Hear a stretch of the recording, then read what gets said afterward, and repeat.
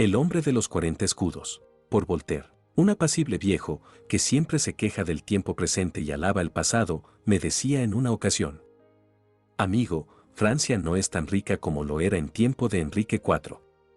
¿Y por qué? Porque no están los campos bien cultivados, porque faltan brazos para la labranza, porque al encarecer los jornales, dejan muchos colonos sus tierras sin labrar. ¿De dónde procede esa escasez de labriegos? De que todo aquel que es inteligente toma el oficio de bordador, de grabador, de relojero, de tejedor de seda, de procurador o teólogo. De que la revocación del edicto de Nantes ha dejado un inmenso vacío en el reino. De que se han multiplicado las monjas y los pordioseros, y en fin, de que cada uno esquiva, en cuanto puede, las penosas faenas de la tierra, para las que Dios nos ha creado, y que tenemos por indignas, de puro lógicos que somos. Otra causa de nuestra pobreza es la muchedumbre de necesidades nuevas. Pagamos a nuestros vecinos 15,000,000 por este artículo, 20 o 30 por aquel. Metemos en las narices un polvo hediondo que viene de América, y tomar café, té, chocolate y obtener la grana, el añil y las especias nos cuesta más de 200 millones de reales al año.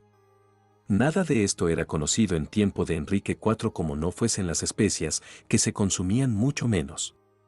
Gastamos 100 veces más cera, y más de la mitad nos viene de país extranjero, porque no cuidamos de aumentar nuestras colmenas. Las mujeres de París y demás grandes ciudades llevan hoy al cuello, en las manos y en las orejas más diamantes que todas las damas de palacio en tiempos de Enrique IV, sin exceptuar la reina. Casi todas estas superfluidades las tenemos que pagar en dinero contante. Pagamos más de 60 millones de réditos a los extranjeros. Cuando subió Enrique IV al trono, encontró una deuda de 2 millones que reembolsó en gran parte, para aliviar de esta carga al Estado. Nuestras contiendas civiles trajeron a Francia los tesoros de México, cuando don Felipe el Prudente quiso comprar el reino, pero después las guerras en países extranjeros nos han aligerado de la mitad de nuestro dinero. Estas son, en parte, las causas de nuestra pobreza, que escondemos bajo hermosos artesonados y entre el primor de nuestras modas. Aunque tenemos buen gusto, somos pobres. Asentistas, empresarios y comerciantes hay riquísimos, y muy ricos son sus hijos y sus yernos, pero la nación, en general, es pobre. Los argumentos, buenos o malos, de este viejo me hicieron mucha impresión, porque el cura de mi parroquia, que siempre me quiso bien, me enseñó algo de historia y geometría, y sé discurrir, cosa muy rara en mi tierra. No sabré decir si llevaba razón, pero como soy muy pobre, no me fue difícil creer que había muchos como yo. Y desgracias del hombre de los 40 escudos. Quiero que sepa el universo que tengo una tierra que me valdría 40 escudos, si no fuese por los tributos que paga, según el preámbulo de unos cuantos decretos lanzados por ciertas personas que gobiernan al Estado. Los poderes legislativo y ejecutivo son, por derecho divino, copropietarios de mi tierra, y les debo la mitad, por lo menos, de cuanto como. No puedo menos de persignarme al considerar la capacidad estomacal de los poderes legislativo y ejecutivo. Pues ¿qué sería si esos poderes que presiden el orden esencial de las sociedades se llevan mi tierra toda entera? La cosa sería más divina, todavía. Su Excelencia, el señor ministro de Hacienda, sabe muy bien que, contándolo todo, no pagaba yo antes más de 44 reales, lo que ya era para mí una carga muy pesada, y que no hubiese podido sobrellevar si no me hubiere favorecido Dios con la habilidad de hacer cestos de mimbre, con lo cual ganaba para aliviar a mi pobreza. Pues ¿cómo he de poder dar de repente al rey 20 escudos? En su preámbulo decían también los ministros que el campo es el único que debe pagar, porque todo, hasta las lluvias, provienen de la tierra, y que, por consiguiente, de los frutos de la tierra deben salir los impuestos. Durante la última guerra vino un alguacil a mi casa y me pidió como contribución 3 fanegas de trigo y un costal de habas, valor en total de 20 escudos, para continuar la guerra que se estaba haciendo, sin que yo sepa por qué, y en la cual guerra, según decían, no iba Francia a ganar nada y en cambio aventuraba perder mucho. Como a la sazón yo no tenía trigo, ni habas, ni un ochavo, el poder legislativo y el ejecutivo me metieron en la cárcel y continuó la guerra como Dios quiso. Al salir de la prisión, con solo el pellejo y los huesos, topé de manos a boca con un hombre gordo y colorado, que iba en un coche de 6 caballos, con 6 lacayos detrás, a cada uno de los cuales le daba de salario doble de lo que yo tenía. Su mayordomo, que estaba de tan buen aspecto como él, ganaba 2.000 francos al año y robaba 20.000. La moza del hombre gordo y colorado no le costaba a este más de 40.000 escudos cada medio año. Cuando le conocí en otro tiempo era más pobre que yo. Para consolarme me dijo que tenía una renta de 400.000 libras. Según eso, paga usted 200.000 al Estado, le dije, para sostener la ventajosísima guerra que estamos haciendo, porque yo que no tengo más que 40 escudos de renta pago la mitad. ¿Contribuir yo a las cargas del Estado?, replicó. Usted se burla, amigo mío. Yo heredé a un tío que había ganado 8 millones en Cádiz y en Surate y no poseo ni un celemín de tierra. Toda mi fortuna está invertida en créditos sólidos y buenas letras de cambio. De modo que nada debo al Estado. Usted que posee tierras y debe pagar la mitad de lo que tiene. Todo procede de la tierra, la moneda y los libramientos no son más que instrumentos de cambio. En vez de jugar a una carta en el faraón 100 sacos de trigo, 100 vacas, 1000 carneros y 200 fanegas de cebada, pongo yo un montón de oro que representa todos esos miserables géneros. Además, si después de haber pagado por ello su propietario el impuesto correspondiente, me pidieran a mí más dinero, sería arbitrario. Sería pagar 2 veces una misma cosa. Mi tío vendió en Cádiz por valor de 2 millones de trigo de Francia y otros 2 millones de tejidos de lana hechos en nuestras fábricas y en estas 2 ventas ganó más de un 100%. Como usted ve, esta ganancia la hizo sobre tierras que había pagado ya. Lo que mi tío le compra a usted por 2, lo vendía en México por 200. Deduciendo todo gasto ganó 8 millones. Hubiera sido una injusticia enorme cobrarle un solo franco de los 2 que a usted le había pagado. Si 20 sobrinos como yo, cuyos tíos en México, en Buenos Aires, en Lima, en Surate o en Pondicherry, hubiesen ganado 8 millones, prestaran al Estado 200.000 francos cada uno en una urgencia de la patria, el tal empréstito ascendería a 4 millones. ¡Qué horror! Pague usted pues, amigo mío, ya que disfruta en paz de una renta de 40 escudos limpios de polvo y paja, sirva con celo a la patria y véngase de cuando en cuando a comer con mis criados. Tan plausible razonamiento me dio mucho que pensar, pero no logró consolarme. 2. Conversación con un geómetra. Muchas veces sucede que no sabe uno qué responder a un argumento que no convence aunque sea lógico. Un cierto escrúpulo, cierta repugnancia impiden creer lo que está probando.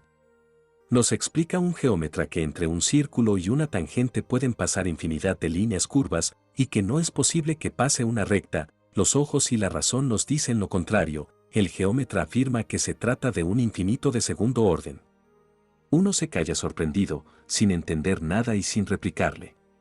Consulta luego con otro geómetra, menos rígido, y le oye decir, suponemos, lo que no existe en la naturaleza, líneas con longitud y sin grosor. Físicamente hablando, es imposible que una línea real corte a otra, ni curva ni recta, ninguna línea real puede pasar por entre otras dos en su punto de contacto.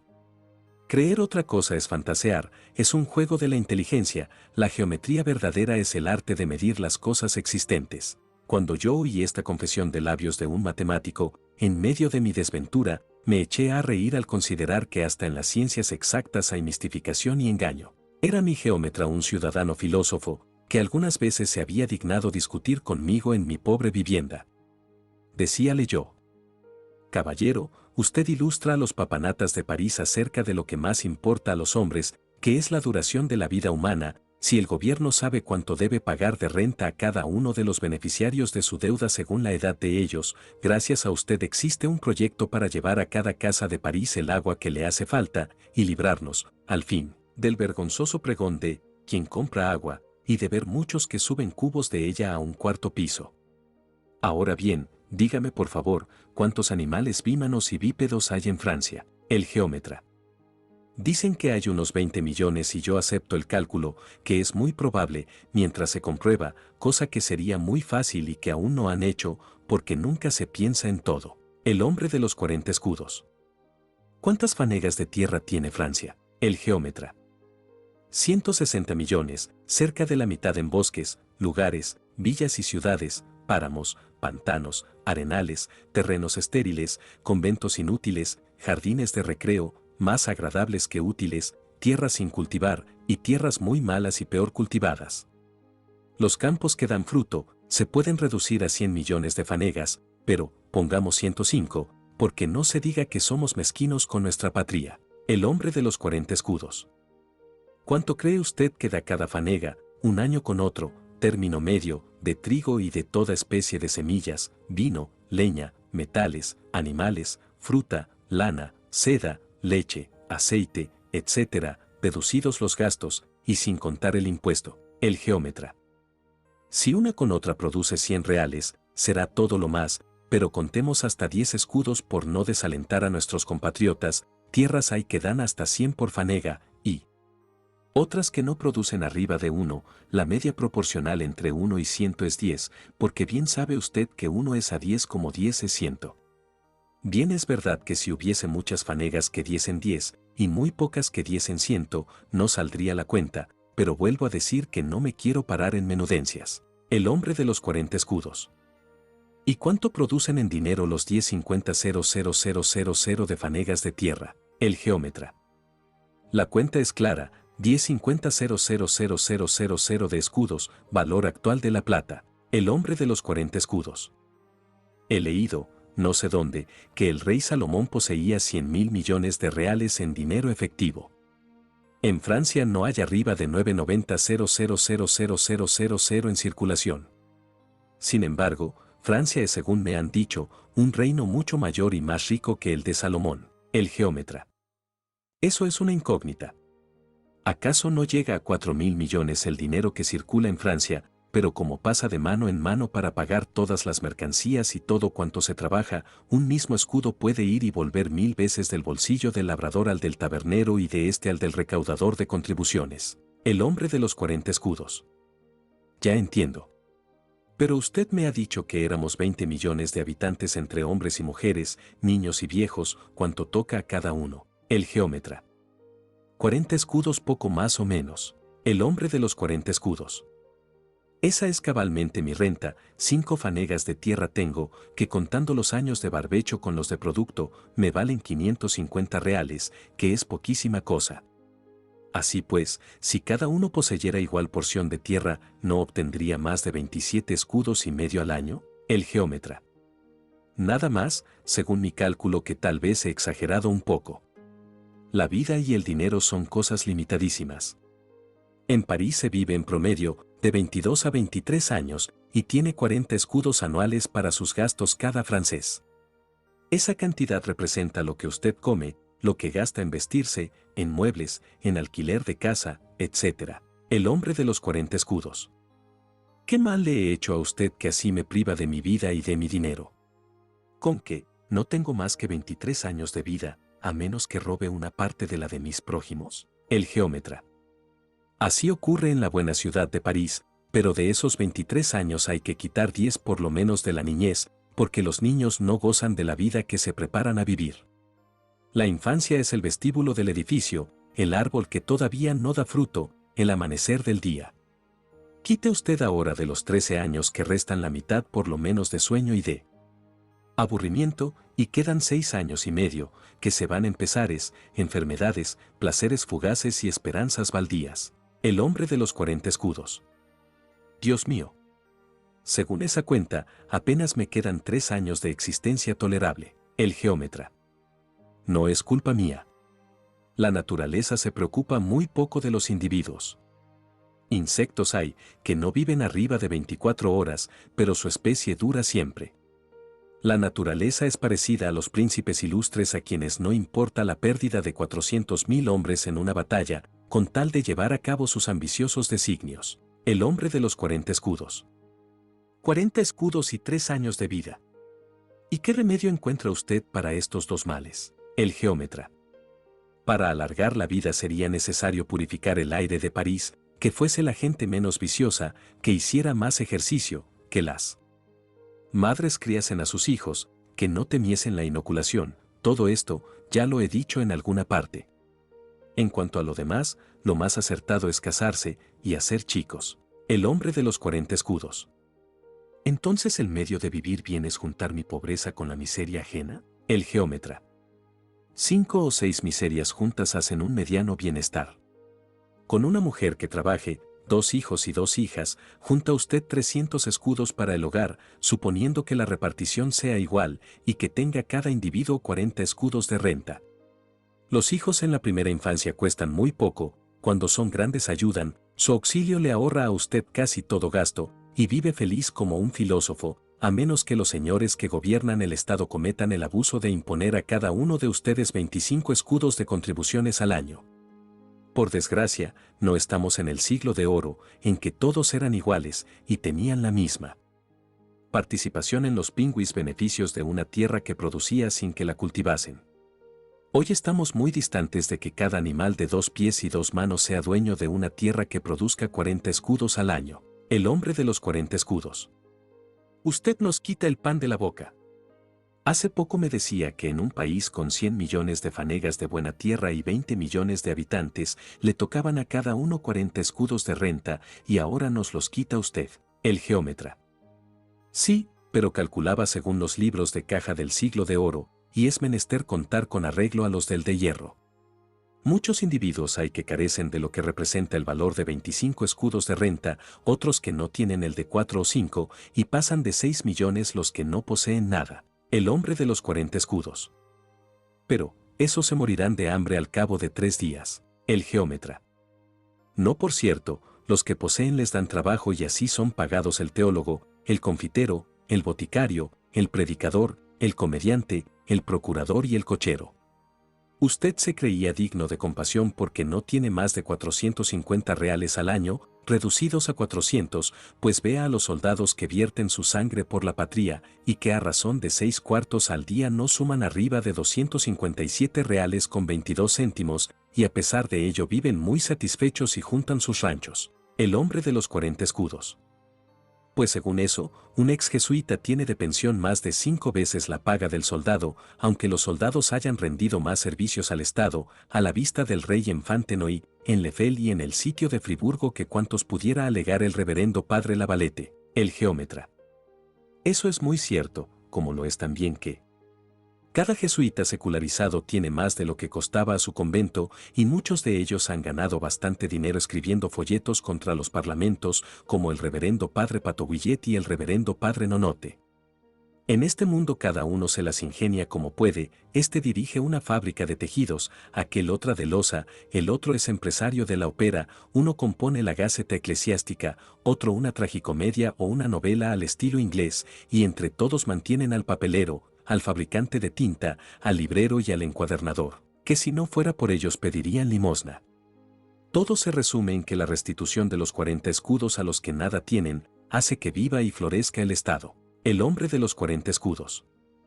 Lindo modo de florecer, el geómetra. Pues no hay otro, en todo país el rico hace que viva el pobre, y esa es la única razón de ser de la industria. Cuanto más industriosa es una nación, más ganancia obtiene de los extranjeros. Si lográsemos de los países extranjeros 40 millones de reales al año en el intercambio comercial, dentro de 20 años dispondría el Estado de 800 millones más, que serían 40 reales más por cabeza que repartir, esto es, los negociantes harían ganar a cada pobre 40 reales más con la esperanza de obtener ganancias todavía más considerables. Pero el comercio tiene sus límites, lo mismo que la fertilidad de la tierra, si no se perdería en el infinito. Por otra parte, la balanza comercial no nos es siempre favorable, épocas hay en que perdemos. El hombre de los 40 escudos. Muchas veces he oído hablar del aumento de población. Si se nos ocurriese echar al mundo doble número de chiquillos que ahora, si nuestra patria tuviese doble población, y hubiese 40 millones en vez de 20, ¿qué sucedería? El geómetra. Que cada uno tendría 25 escudos menos, o bien, la tierra debería producir el doble de lo que produce, o que habría doble número de pobres, o que sería preciso duplicar la industria y ganar doble en el comercio exterior, o enviar la mitad de la nación a América, o que la mitad de nación se comiera a la otra. El hombre de los 40 escudos. Pues contentémonos con nuestros 20 millones de hombres y nuestros 40 escudos por cabeza, repartidos como Dios quisiera, pero esta situación es muy triste y el siglo de hierro muy duro. El geómetra. Ninguna nación hay que sea más rica y muchas hay que son más pobres. ¿Cree usted que los países del norte podrían repartir por valor de 40 escudos a cada individuo? Si hubieran tenido el equivalente los hunos, los godos, los elánuos, los vándalos y los francos, no hubieran desertado de su patria para ir a establecerse en otra, arrasándolo todo a sangre y fuego. El hombre de los 40 escudos. De creerle a usted yo soy un hombre feliz con mis 40 escudos. El geómetra. Si cree usted que lo es, lo será sin duda. El hombre de los 40 escudos. Nadie se puede figurar lo que no es, a menos de estar loco. El geómetra. Ya he dicho a usted que para vivir con más holgura y más feliz es preciso que se case, pero añado que su mujer ha de tener 40 escudos de renta como usted, es decir, 4 fanegas de tierra a 10 escudos la fanega. Los antiguos romanos no tenían tanto. Si sus hijos de usted son laboriosos, podrán ganar otro tanto cada uno trabajando para los demás. El hombre de los 40 escudos. De modo que ellos han de ganar dinero para que lo pierdan otros. El geómetra. Esa es la ley de todas las naciones, y a ese precio vivimos todos. El hombre de los 40 escudos. Y ha de ser forzoso que demos mi mujer y yo cada uno la mitad de nuestra cosecha al Estado y que se lleve el gobierno la mitad de lo que ganemos con nuestro trabajo y el de nuestros hijos, antes de que éstos puedan siquiera bastarse a sí mismos. ¿Cuánto dinero mete el gobierno en las arcas reales? El geómetra. Usted paga 25 escudos por 5 fanegas de tierra que rinden 50, el rico que posee 500 fanegas pagará 2.500 escudos, 100,000,000 de fanegas darán al rey 500,000,000 de escudos al año, o sea, 5,500,000,000 de reales. El hombre de los 40 escudos. No lo creo posible. El geómetra. Tiene usted razón. Y esa imposibilidad prueba matemáticamente que los cálculos de nuestros ministros adolecen de una falsedad fundamental. El hombre de los 40 escudos. Y dígame, ¿no es monstruoso quitarme la mitad de mi trigo, de mi cáñamo, de la lana de mis carneros, etc., y no exigir tributo alguno a los que ganan 40, 80 o 100.000 reales con mi cáñamo, tejiendo lienzos, con mis lanas, fabricando paños, y con mi trigo, vendiéndolo más caro de lo que lo compraron? El geómetra. Tan evidente es la injusticia de semejante administración como errado su cálculo. Se debe fomentar la industria, pero también los grandes rendimientos de la industria deben tributar al Estado. Cosa es demostrada que los intermediarios le han quitado a usted parte de sus 40 escudos, que se han apropiado vendiéndole a usted mismo sus camisas y sus vestidos 20 veces más caros que le hubieran costado si se los hubiera hecho usted. Confieso que el fabricante que a costa de usted se ha hecho rico, proporcionó un jornal a sus oficiales, que nada propio tenían, pero ha retenido cada año una cantidad para sí, que al cabo le valieron 10.000 escudos de renta. Ganó, pues, este capital, a costa de usted, y usted nunca podrá venderle a él sus productos, tan caros, que se pueda resarcir de lo perdido en lo que él le compró a usted. Y si usted pudiera subir su precio de venta, él los traería del extranjero más baratos. La prueba de que así sucede es que los 10.000 escudos de renta del intermediario aumentan, mientras los 40 de usted no aumentan y muchas veces disminuyen. Por tanto, sería necesario y conforme a la equidad que pagase más el comerciante que el labrador. El mismo principio rige respecto a los intendentes de Hacienda. Antes que nuestros grandes ministros le quitasen a usted 20 escudos, pagaba 4, de los cuales el intendente se quedaba con 2 reales para sí, de suerte que si en la provincia de usted hay 500.000 almas, habrá ganado 1.000,000 de reales al año, y suponiendo que gaste 200.000, es claro que al cabo de 10 años tendrá un capital de 8 millones, justo sería que él pagase un impuesto sobre sus ganancias. El hombre de los 40 escudos. Le agradezco mucho que con su teoría tenga también que pagar impuestos el intendente, con eso se alivia mi imaginación. Pero si éste sabe aumentar sus ganancias, ¿no habrá medio para que yo aumentase también mi pobre peculio? El geómetra. Ya le he dicho, cásese, trabaje y procure sacar de la tierra algunas espigas más de las que antes producía. El hombre de los 40 escudos. Supongamos que trabajo mucho, que todo el país hace lo mismo, que el Estado cobró más impuestos, ¿qué provecho obtendrá la nación al cabo del año? El geómetra. Ni un ochavo, a menos que sostenga un comercio exterior ventajoso. Pero el individuo. Habrá vivido mejor, habrá tenido más vestidos, más camisas y más muebles que antes, y la circulación monetaria será mayor. A ello se sigue aumento de jornales casi en proporción al número de sacos de trigo, de vellones de carnero, de pieles de bueyes, venados y cabras que se hayan trabajado, de racimos de uvas llevadas al lagar. El rey tendrá más dinero dentro de sus arcas, pero no habrá un solo escudo sobrante en todo el reino. El hombre de los 40 escudos. Entonces, ¿qué remanente le queda al Estado? El geómetra. Ninguno. Y es bien que así suceda. El Estado ha atendido a sus necesidades y lo mismo han hecho los ciudadanos, cada uno con arreglo a sus medios. No hay atesoramiento. Si lo hace, priva a la circulación de todo el dinero que acumula, y hace tantos miserables como pilas de a 50 escudos guarda en sus arcas. El hombre de los 40 escudos. Según eso, nuestro gran Enrique IV era un avaro y un estrujador del pueblo, pues tenía en la Bastilla un depósito de 200 millones de reales. El geómetra. Enrique IV era un monarca tan prudente y bueno como valeroso. Dispuesto a emprender una guerra justa, creó una reserva de 110.000.000 de reales, moneda de entonces, dejando más de otros 80 millones en circulación. Supo ahorrar a su pueblo más de 400 millones que le habría costado, si hubiese procedido de otro modo. El triunfo sobre un enemigo desprevenido era seguro, según todo cálculo de probabilidades. El hombre de los 40 escudos. Con razón se ha dicho que proporcionalmente éramos más ricos bajo el gobierno del duque de Sali que bajo el de los nuevos ministros, autores de la contribución única, y que me quitan 20 escudos de los 40 que tengo. Dígame usted, se lo ruego, si existe alguna nación en el mundo que disfrute del exquisito beneficio de la contribución única, el geómetra. Ninguna entre las grandes. Los ingleses, que no son muy propensos a la risa, se han echado a reír al enterarse de que se había propuesto en nuestro país, y por hombres de talento, semejante idea. Verdad es que los lapones y samoyedos pagan una contribución única en pieles de Marta y que la República de San Marino no paga más que el diezmo, con lo que mantiene el esplendor del Estado. En nuestra Europa existe una nación célebre por su culto a la justicia y el valor de sus hijos, en la que no hay en realidad impuesto, el pueblo helvético, pero lo que sucede es que este pueblo recibe las antiguas rentas de los duques de Austria y Zeringen.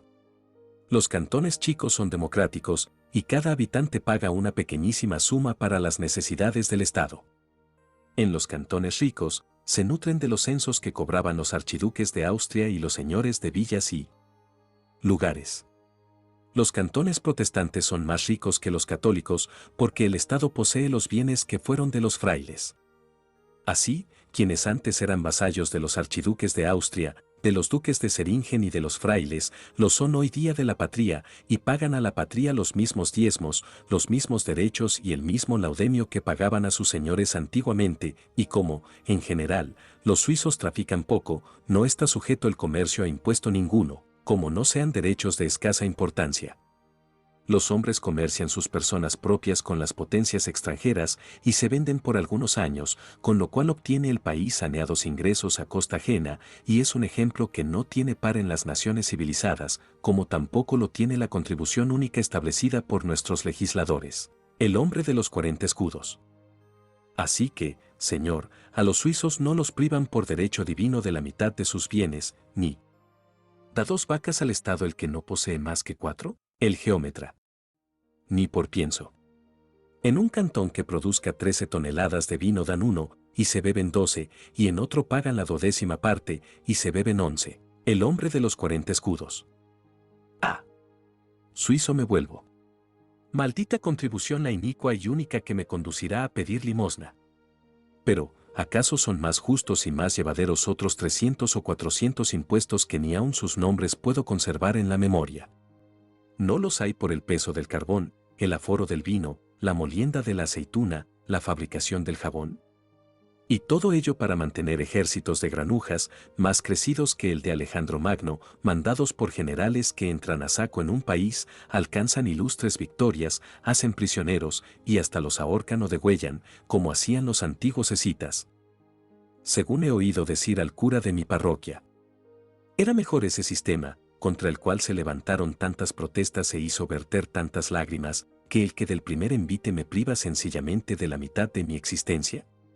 Mucho me temo que, si bien se considera, el método antiguo no era peor, pues este no quita a pellizcos las 3/4 partes de nuestra hacienda. El geómetra. Iliacos intramuros peccatur, et extra. Est modus in rebus. Cabe sine quid nimis. El hombre de los 40 escudos. Yo sé algo de historia y de geometría, pero no entiendo el latín. El geómetra. Mi latín significa, ambos criterios se engañan, en todo se ha de guardar moderación, nada en demasía. El hombre de los 40 escudos. Nada en demasía, sí, señor, en ese caso me encuentro yo, puesto que no tengo lo suficiente. El geómetra. Convengo en que se morirá usted de hambre, y yo también, y el Estado también, suponiendo que la nueva administración dure 2 años más, esperemos que Dios tenga misericordia de nosotros. El hombre de los 40 escudos. Esperando se pasa la vida, y esperando se muere uno. Quede usted con Dios, salgo instruido, pero desconsolado. El geómetra. Ese es muchas veces el fruto de la ciencia. 3 aventuras con un fraile carmelita. Después de dar las más rendidas gracias al sabio de la Academia de Ciencias, volví a mi casa mohíno por demás y murmurando entre dientes tristes reflexiones, solo 40 escudos para vivir, y nada más que 20 años de vida. Ah. Pluguiera al cielo que fuese todavía más corta nuestra vida, pues tan llena está de desventuras. Distraído con mis meditaciones me encontré de pronto frente a un soberbio edificio, me apretaba el hambre y no poseía ni siquiera la 100ª parte de la cantidad que de derecho pertenece a cada individuo. Dijéronme que aquel palacio era la residencia de los reverendos padres carmelitas descalzos, y respiré entonces, diciendo entre mí, puesto que son tan humildes estos santos varones que andan sin zapatos, serán también lo suficientemente caritativos para darme de comer. Toqué, pues, la campanilla, y apareció un carmelita. ¿Qué quiere, hijo mío? Reverendo padre, pan, los nuevos decretos me lo han quitado de la boca. Hijo mío, nosotros pedimos limosna, pero no la damos. No lo entiendo. Son ustedes tan humildes que van descalzos, viven, sin embargo, en una mansión principesca, son caritativos y no dan de comer. Hijo mío, verdad es que no llevamos medias ni zapatos, y eso menos tenemos que gastar, pero creedme, no sentimos más frío en los pies que en las manos, y si nos mandara nuestro santo instituto que fuésemos con el culo al aire, tampoco tendríamos frío en el trasero. En cuanto a nuestra magnífica casa, la hemos construido con mucha facilidad, porque las que alquilamos en esta misma calle nos rentan 400,000 reales al año. ¿Dejan ustedes que me muera de hambre y tienen 400,000 reales de renta? Bien es verdad que pagarán 200,000 al gobierno. Líbrenos Dios de pagar ni un céntimo. Solo el fruto de la tierra cultivada por manos laboriosas, encallecidas y bañadas en lágrimas debe ser grabado con impuestos para el Estado.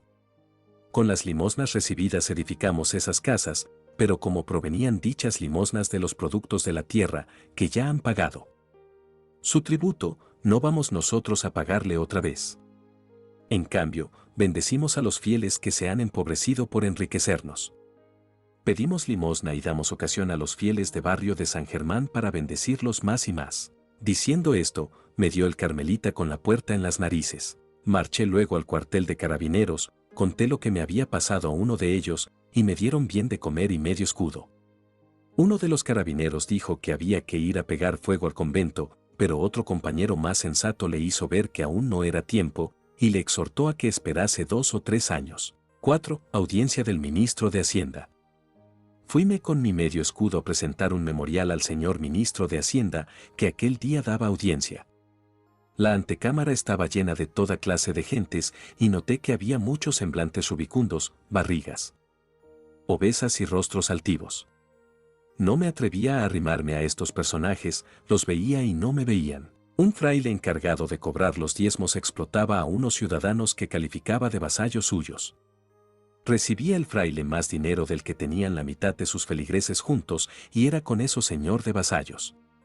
Pretendía que habiendo estos, después de rudas faenas, convertido en viñas unos matorrales, le eran deudores de la 10ª parte de su vino, lo cual, teniendo en cuenta el coste del trabajo, de los rodrigones, de las cubas y de las atarazanas, ascendía a más de la 4ª parte del valor de la cosecha. Más como son los diezmos, decía el fraile, de derecho divino solicito, en nombre de Dios, la cuarta parte del producto del trabajo de mis vasallos, díjole el ministro.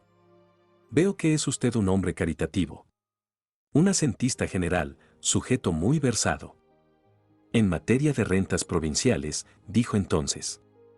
Excelentísimo señor, sus vasallos no pueden dar nada a este fraile, porque habiéndoles yo hecho pagar el año pasado 32 impuestos por el vino que habían cosechado, carecen en absoluto de recursos. Les he vendido sus animales de labranza y sus aperos, y aún así no han podido acabarme de pagar. Me opongo, pues, a la solicitud del reverendo. El ministro le replicó. Evidentemente es usted digno competidor suyo, los dos dan iguales pruebas de amor al prójimo, y me tienen, por igual, conmovido por su proceder. El tercero, que era señor de vasallos, de los que en Francia llaman manos muertas, y también fraile, esperaba una sentencia del Consejo Real, por la que se le adjudicasen los bienes de un pobre parisiense, que había vivido un año y un día en una casa situada en los dominios del eclesiástico. Como el parisiense falleció en ella, el fraile, fundándose en él derecho divino, reclamaba todos los bienes del difunto. Al ministro le pareció que este fraile tenía un corazón tan piadoso y tan noble como los dos primeros. El cuarto, que era contador de bienes de la corona, presentó una exposición de derecho, justificándose en ella de haber arruinado a 20 familias, gentes que al heredar bienes de sus tíos o tías, hermanos o primos, tuvieron que presentarse a pagar los correspondientes derechos. El contador les advirtió lealmente que no habían valorado en lo justo sus bienes y que eran mucho más ricos de lo que creían. Por tanto, les impuso una multa triple del importe del impuesto y además les condenó a costas. Después de arruinarlos hizo encarcelar a varios de aquellos padres de familia que tuvieron que vender su hacienda. Así había adquirido el contador sus grandes posesiones sin que le costasen un ochavo. Díjole el ministro, esta vez con un tono despectivo. Euge, contador bone et fidelis, quia super pauca fuisti fidelis, intendentem de provincia te constituam. Y volviéndose a uno de sus empleados, que junto a él estaba, murmuró entre dientes. Hay que hacerles vomitar a todas estas sanguijuelas sagradas y profanas la sangre que han chupado. Ya es tiempo de dar algún alivio al pueblo. Si no fuera por nuestro espíritu de justicia y nuestros desvelos, el pueblo no tendría con qué vivir, como no fuera en el otro mundo. Presentáronse luego unos cuantos arbitristas, uno había imaginado crear un tributo sobre el ingenio. Todo el mundo, decía, se dará prisa a pagarle, porque nadie quiere pasar plaza de tonto. Usted estaría exento de pagar esa contribución, le dijo el ministro. Un digno y discreto ciudadano prometía proporcionar al rey 3 veces más rentas que las que recibía y que la nación pagase 3 veces menos tributos. El ministro le envió a la escuela para que aprendiese a contar. Otro quería probar su adhesión al monarca, aumentando sus ingresos por impuestos de 300 millones de reales a 900 millones. Nos hará usted un gran favor, replicó el ministro, pero antes tendremos que pagar las deudas del Estado. Llegó, en fin, el agente de ese tratadista que quiere convertir al Estado en copropietario de todas nuestras tierras de derecho divino, para que entren 4.400.000.000 de reales al año en las arcas de SM. Conocí en él al hombre que me había metido en la cárcel por no haber pagado mis escudos, y me eché a los pies del ministro para pedirle justicia. Su excelencia prorrumpió en una gran carcajada y me dijo que todo aquello fue una broma.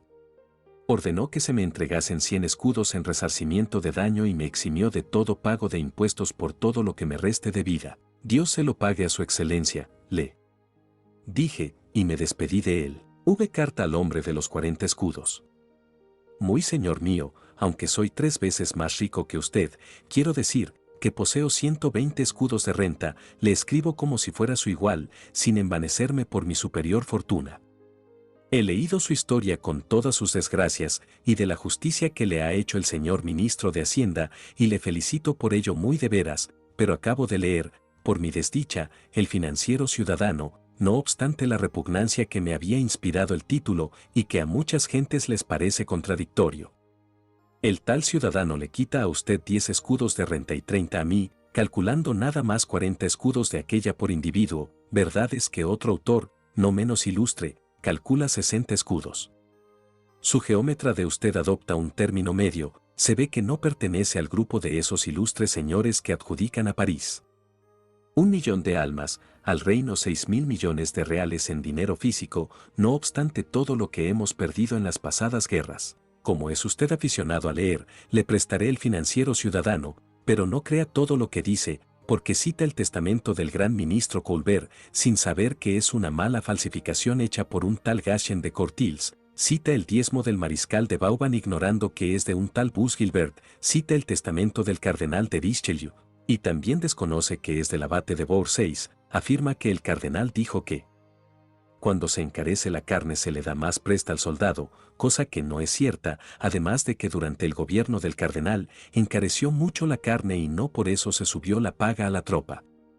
Ese texto de Richelieu fue declarado apócrifo cuando se publicó.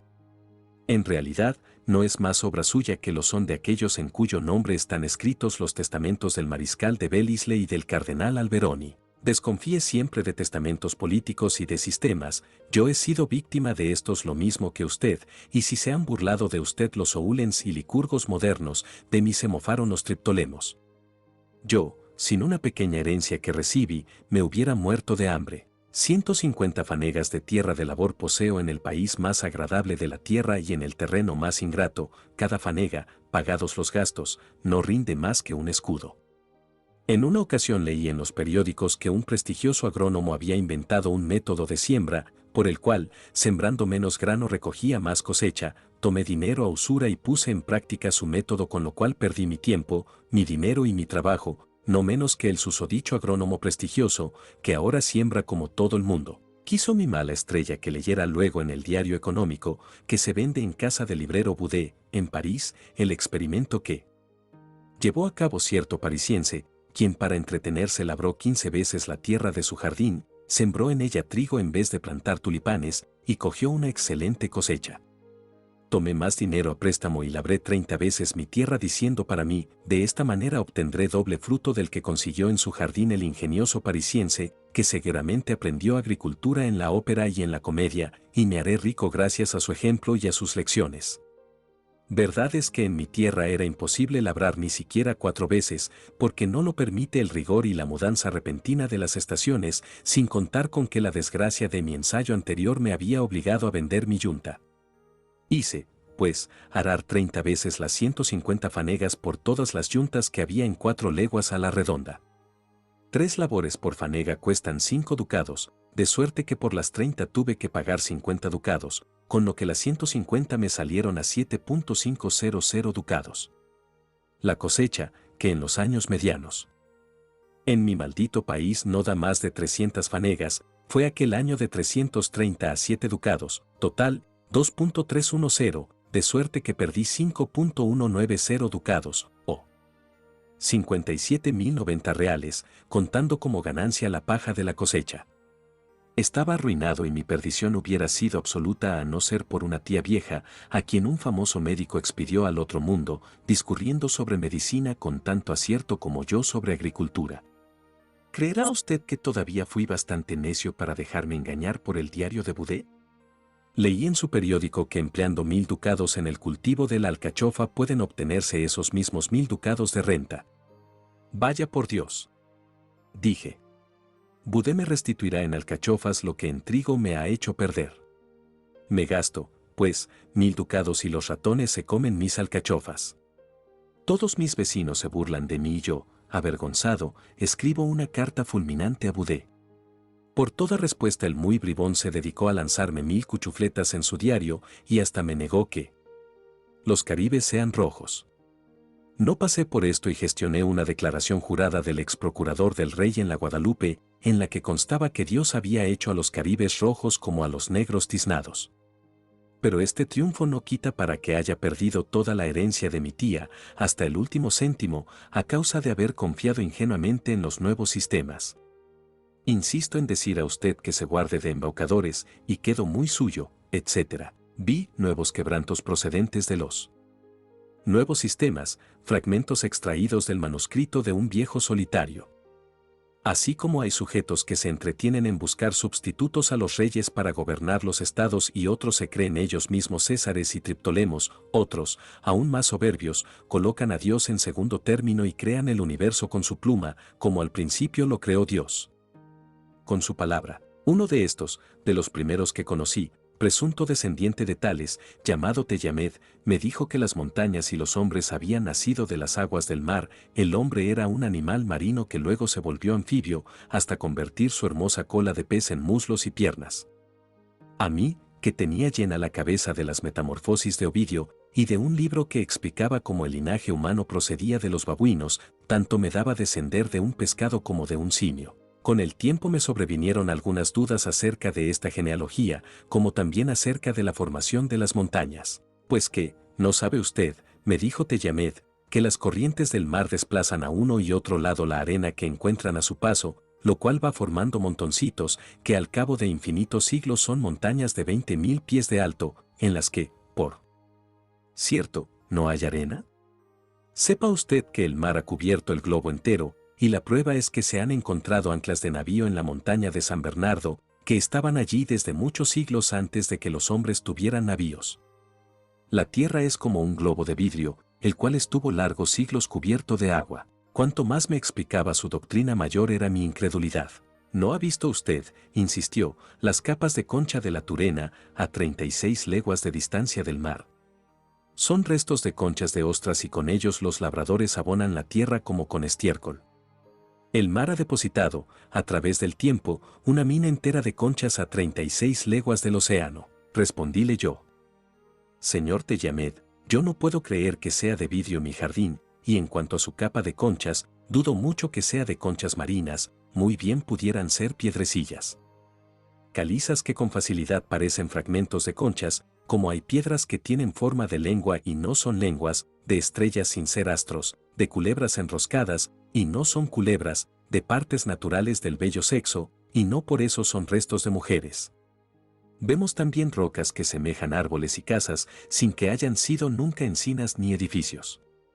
Si tantos estratos de conchas ha depositado el mar en la Turena, ¿por qué no ha hecho lo mismo en la Bretaña, la Normandía, la Picardía y los demás terrenos costeros? Mucho es que tan decantado filón de conchas proceda del mar como proceden los hombres, pero dado caso que hubiese penetrado el mar a 36 leguas tierra adentro, no quiere decir que avanzase 300 y hasta 3000, y que todas las montañas hayan emergido de las aguas. Tanto vale decir que el Cáucaso fue formado por el mar, como afirmar que lo fue el mar por el Cáucaso. Pues ¿qué responderá usted, señor incrédulo, respecto a las ostras petrificadas que se han encontrado en las cumbres de los Alpes? Responderé, señor creador, que así he visto otras petrificaciones como anclas de navíos en lo alto del San Bernardo. Responderé lo que está contestado, que se encontraron conchas que fácilmente se petrifican, a distancias muy considerables del mar, así como se han descubierto medallas romanas a 100 leguas de Roma. Siempre creeré mejor que los peregrinos que iban a Santiago perdieron algunas de las conchas que llevaban, que ha sido formado por el mar el monte San Bernardo. Conchas se encuentran en todas partes. No está probado que procedan del mar en vez de ser caparazones de crustáceos procedentes de los lagos. Señor incrédulo, yo le ridiculizaré a usted en el mundo que me propongo crear. Señor creador, como usted quiera, cada uno es dueño de sus acciones en este mundo, pero nunca me convencerá de que sea de vidrio este en que vivimos, ni que el hallazgo de unas conchas demuestre que los Alpes y el monte Tauro fuesen formados por el mar. En las montañas de América no hay concha ninguna, habrá que pensar que no es usted el creador del otro hemisferio, y que se ha contentado con crear el viejo mundo. Esto ya basta y sobra. Señor mío, si aún no se han descubierto conchas en las montañas de América, ya se descubrirán. Señor mío, eso se llama hablar como creador, que sabe lo que hay y lo que ha de ser. Si usted quiere, yo le dejaré su mina de conchas, con tal que me deje mis montañas, y con esto seré el más obediente y seguro servidor de vuestra providencia. Mientras así me instruía Teyamed, un jesuita irlandés, excelente investigador y que tenía un buen microscopio, creó anguilas con harina de trigo. Al punto se tuvo por cosa segura que con la harina del pan candeal podrían crearse hombres, ya que muy pronto se obtendrían moléculas orgánicas. ¿Y por qué no? Puesto que el célebre geómetra Fatio resucitaba muertos en Londres, no había inconveniente en hacer hombres vivos en París con partículas orgánicas, mas la desgracia ordenó que desaparecieran las nuevas anguilas de Needham, y con ellas los sabios que fueron a refugiarse al país de las mónadas, todo el lleno de materia sutil, globulosa y estriada. No quiero decir que no hayan servido mucho para el adelanto de la física estos inventores de sistemas, ni plegue a Dios que disminuya yo el mérito de sus tareas, pueden compararse con los alquimistas que trabajan por hacer oro, que nadie hace y han hallado excelentes remedios de botica o cosas muy curiosas cuando menos. Posible es que sea uno hombre de singular entendimiento y no comprenda ni la formación de los animales, ni la estructura del planeta, pero ni los peces convertidos en hombres, ni las aguas en montañas, me hubieran acarreado nunca los perjuicios que me causó él. Señor Budé, y eso que yo no hacía sino exponer mis dudas sin enfadarme. Poco después conocí a un Napón, filósofo profundo, que me brindó ayuda. Era hombre que no consentía que nadie le llevase la contraria.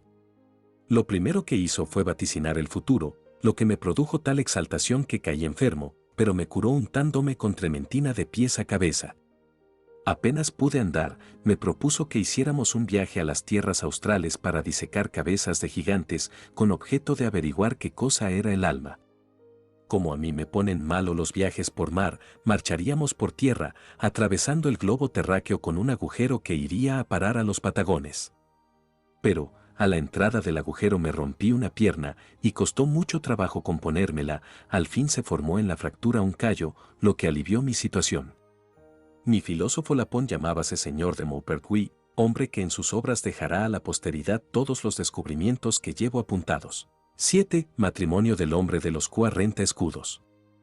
Ya bastante instruido, el hombre de los 40 escudos, y hecho un caudalejo, se casó con una bonita muchacha que tenía 100 escudos de renta, en breve embarazó a su mujer, por lo que fue a ver a su geómetra, y a preguntarle si el recién nacido sería chico o chica.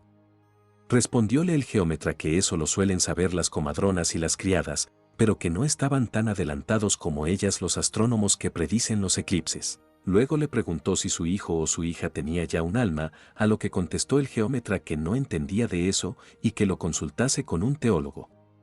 El hombre de los 40 escudos, que era ya hombre de 140, quiso enterarse también en qué sitio estaba su hijo.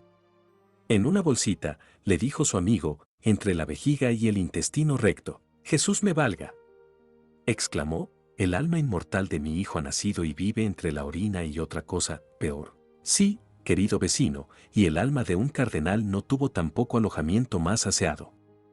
A pesar de eso se las echan luego de personajes superiores a todos. ¿Me podrá usted decir, señor mío, cómo se forman las criaturas? No, pero puedo decirle lo que piensan de ello los filósofos. El reverendo Padre Sánchez, en su excelente libro de matrimonio, es en todo del dictamen de Hipócrates y cree como artículo de fe que se atraen y se unen entre sí los dos fluidos del hombre y de la mujer, y de esta unión brota al punto la criatura. Tan seguro se halla el católico doctor de su explicación física, trasladada a la teología, que en el capítulo 21 de su libro afirma, Utrum Virgo Maris Semine Miserit in Copulatione cum Spiritu Sancto. Ya le he dicho a usted que no entiendo el latín, tradúzcame al romance, ese oráculo del padre Sánchez. El geómetra se lo tradujo y ambos se estremecieron de horror.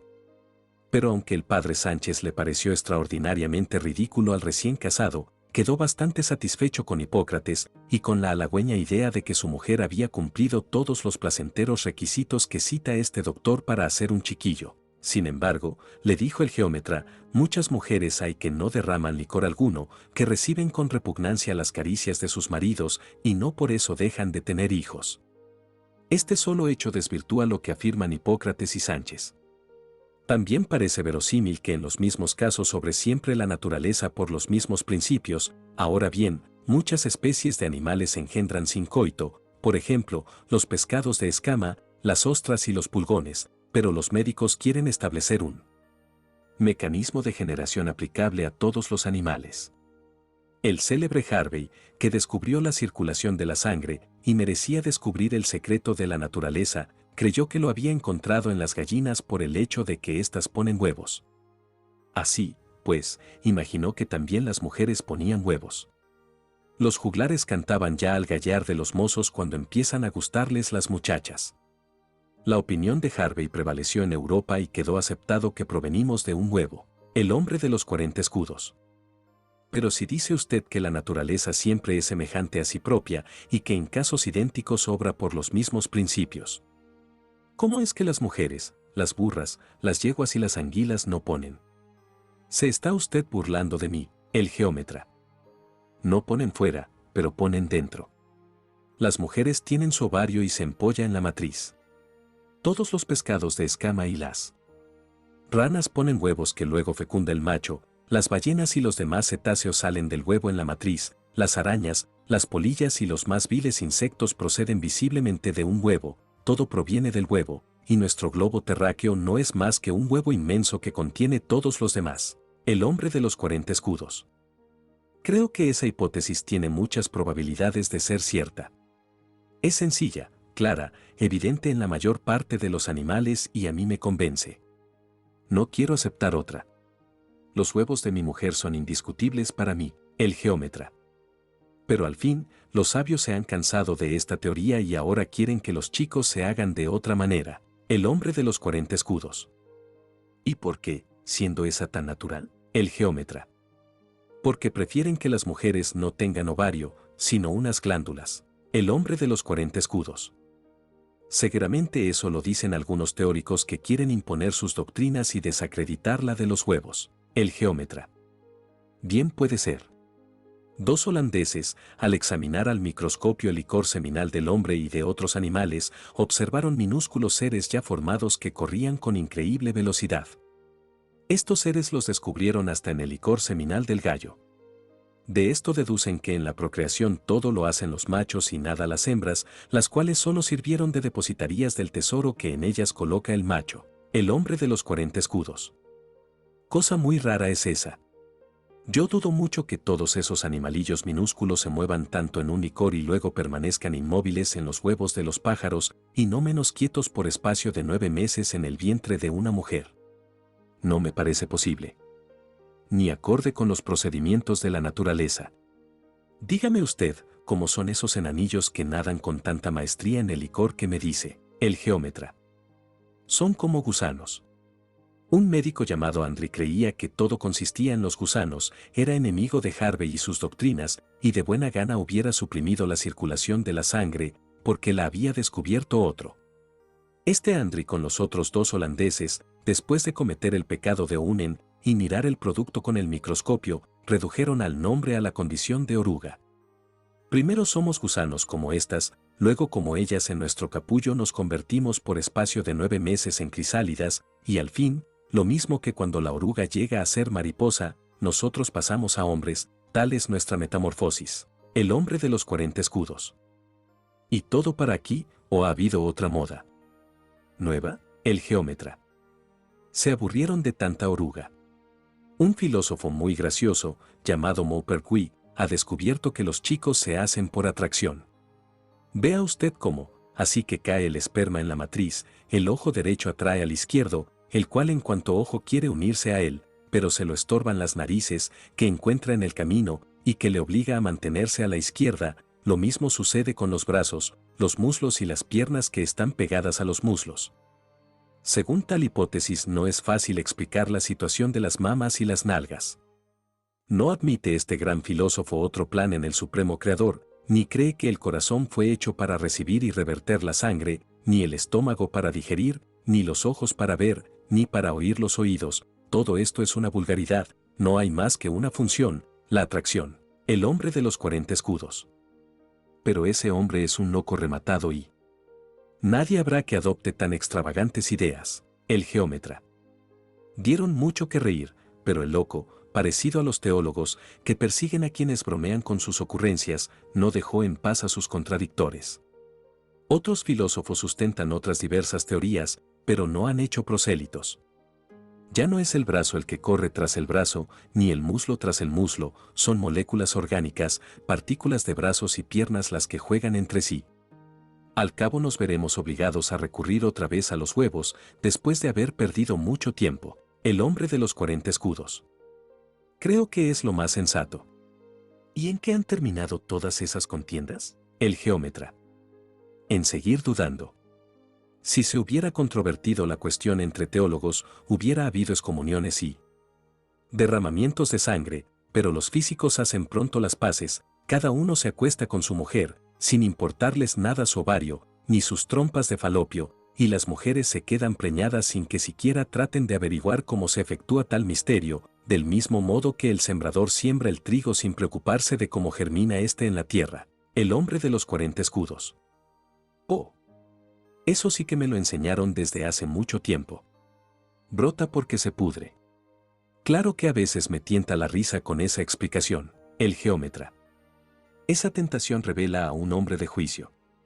Aconsejóle a usted que dude de todo, como no sea de que los tres ángulos del triángulo son iguales a dos rectos, de que los triángulos que tienen la misma base y la misma altura son iguales, y de otras proposiciones semejantes, por ejemplo, de que 3 y 2 son 5. El hombre de los 40 escudos. Sí, señor, bien creo que de sabios es dudar, pero siento en mí mucha curiosidad desde que tengo algo de dinero y no trabajo tanto. Cuando mi voluntad mueve mi brazo o mi pierna, quisiera yo saber con qué muelle los mueve, porque es cierto que algún muelle hay.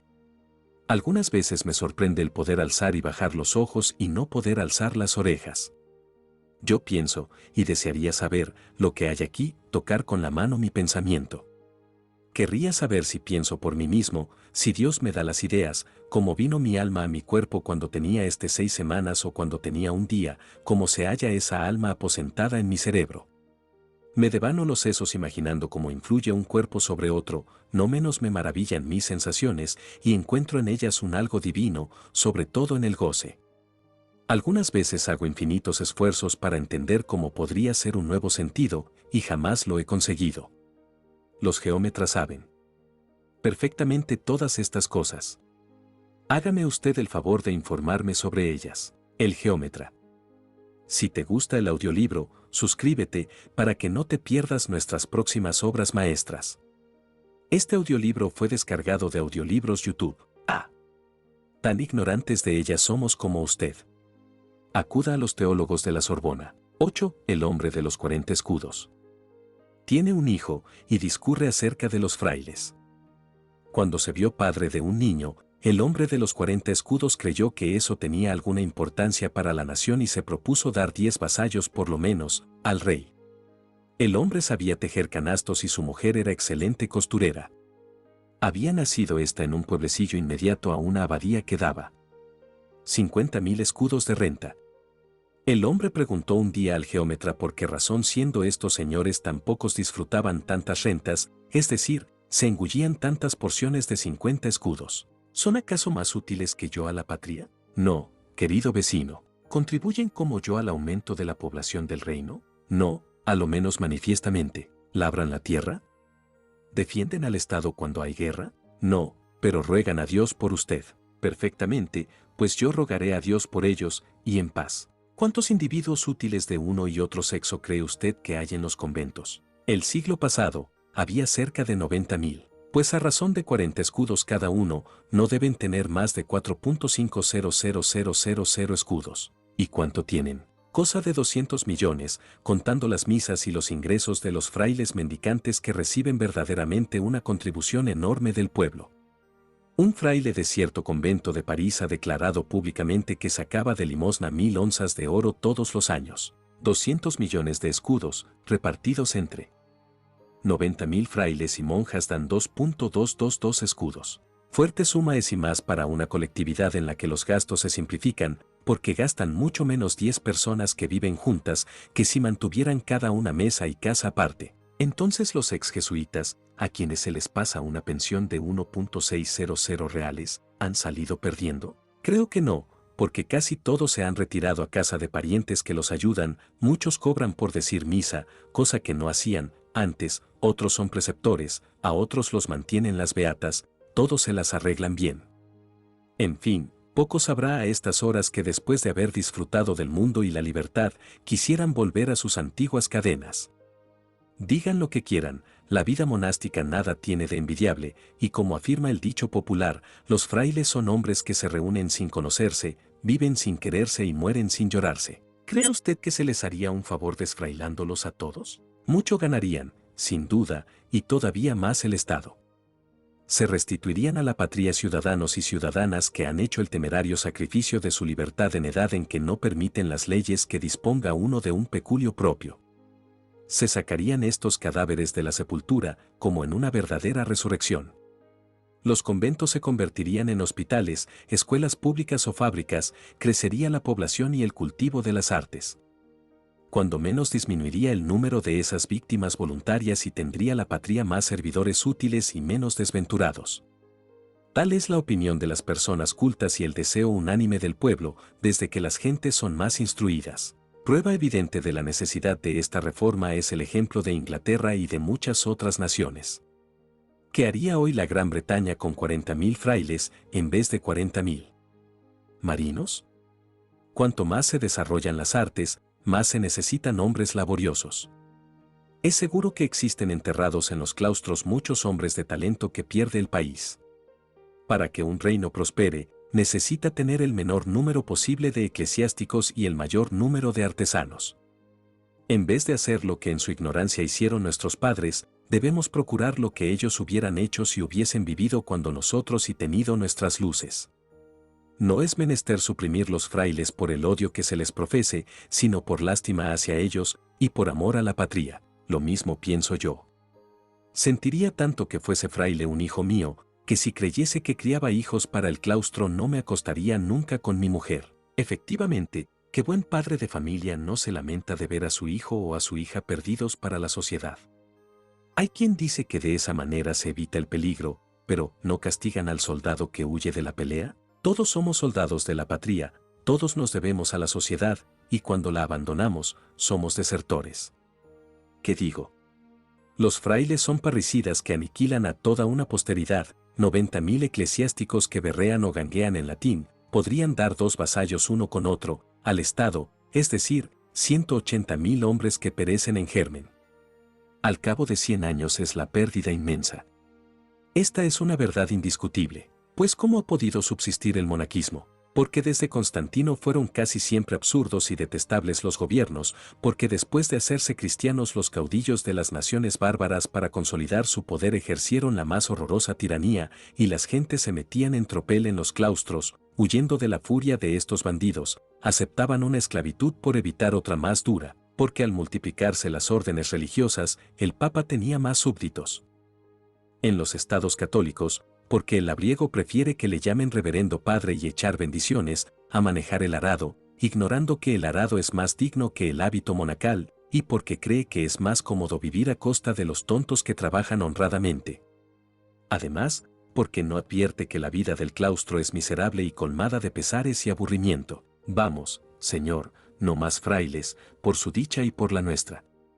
Un señor de mi pueblo, padre de 4 hijos y 3 hijas, decía que no sabía qué hacer con tanta familia si no metía a las chicas en un convento. Ese argumento, tantas veces repetido, es inhumano, antipatriótico, antisocial.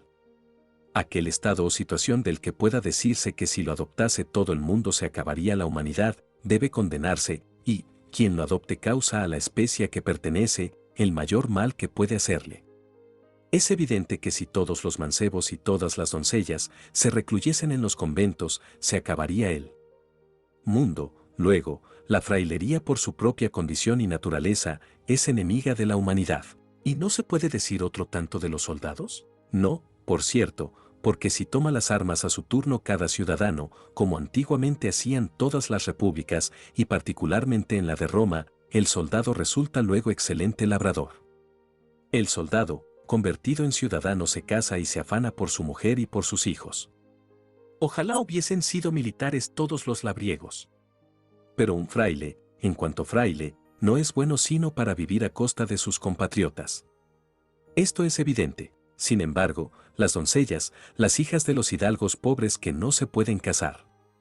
¿Qué han de hacer? Ya se ha dicho 1000 veces, lo que hacen en Inglaterra, en Escocia, en Irlanda, en la Suiza, en Holanda, en la mitad de Alemania, en Suecia, en la Noruega, en Dinamarca, en Tartaria, en Turquía, en África y en casi todo el resto del mundo. No es necesario tener dote para ser buena madre de familia. En Alemania, se casan los hombres con mujeres que no tienen dote. Una mujer económica y trabajadora aprovecha más en una casa que la hija de un millonario, que más gasta en cosas superfluas que la dote que a su marido le trajo. En cuanto a los asilos, Bien está que haya instituciones que den albergue a la vejez y a los enfermos y a los deformes, pero por un abuso detestable, en esos establecimientos religiosos no admiten más que a los jóvenes y a las personas bien constituidas.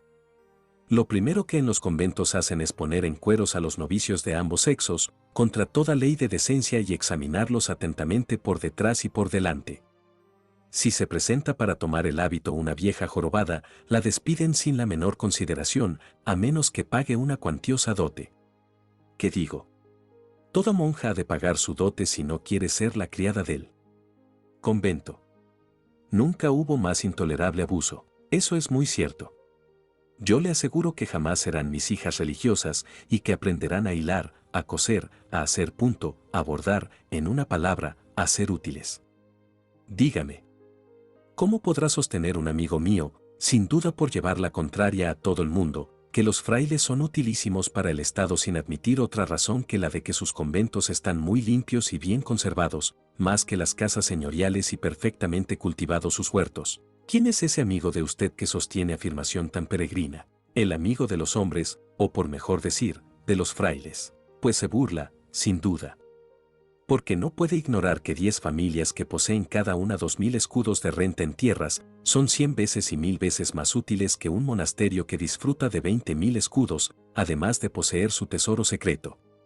El que los frailes edifiquen espléndidos conventos, es precisamente lo que más irrita al pueblo y de lo que se protesta en toda Europa. El voto de pobreza es incompatible con vivir en palacios, como lo es la soberbia con la humildad, y como el hecho de no propagar la especie es contrario a la ley natural. Veo que lo mejor es fiarse poco de los libros. Hay que saberlos escoger, leerlos y desde luego no creer más que en la evidencia. 9. De las contribuciones que se pagan al extranjero.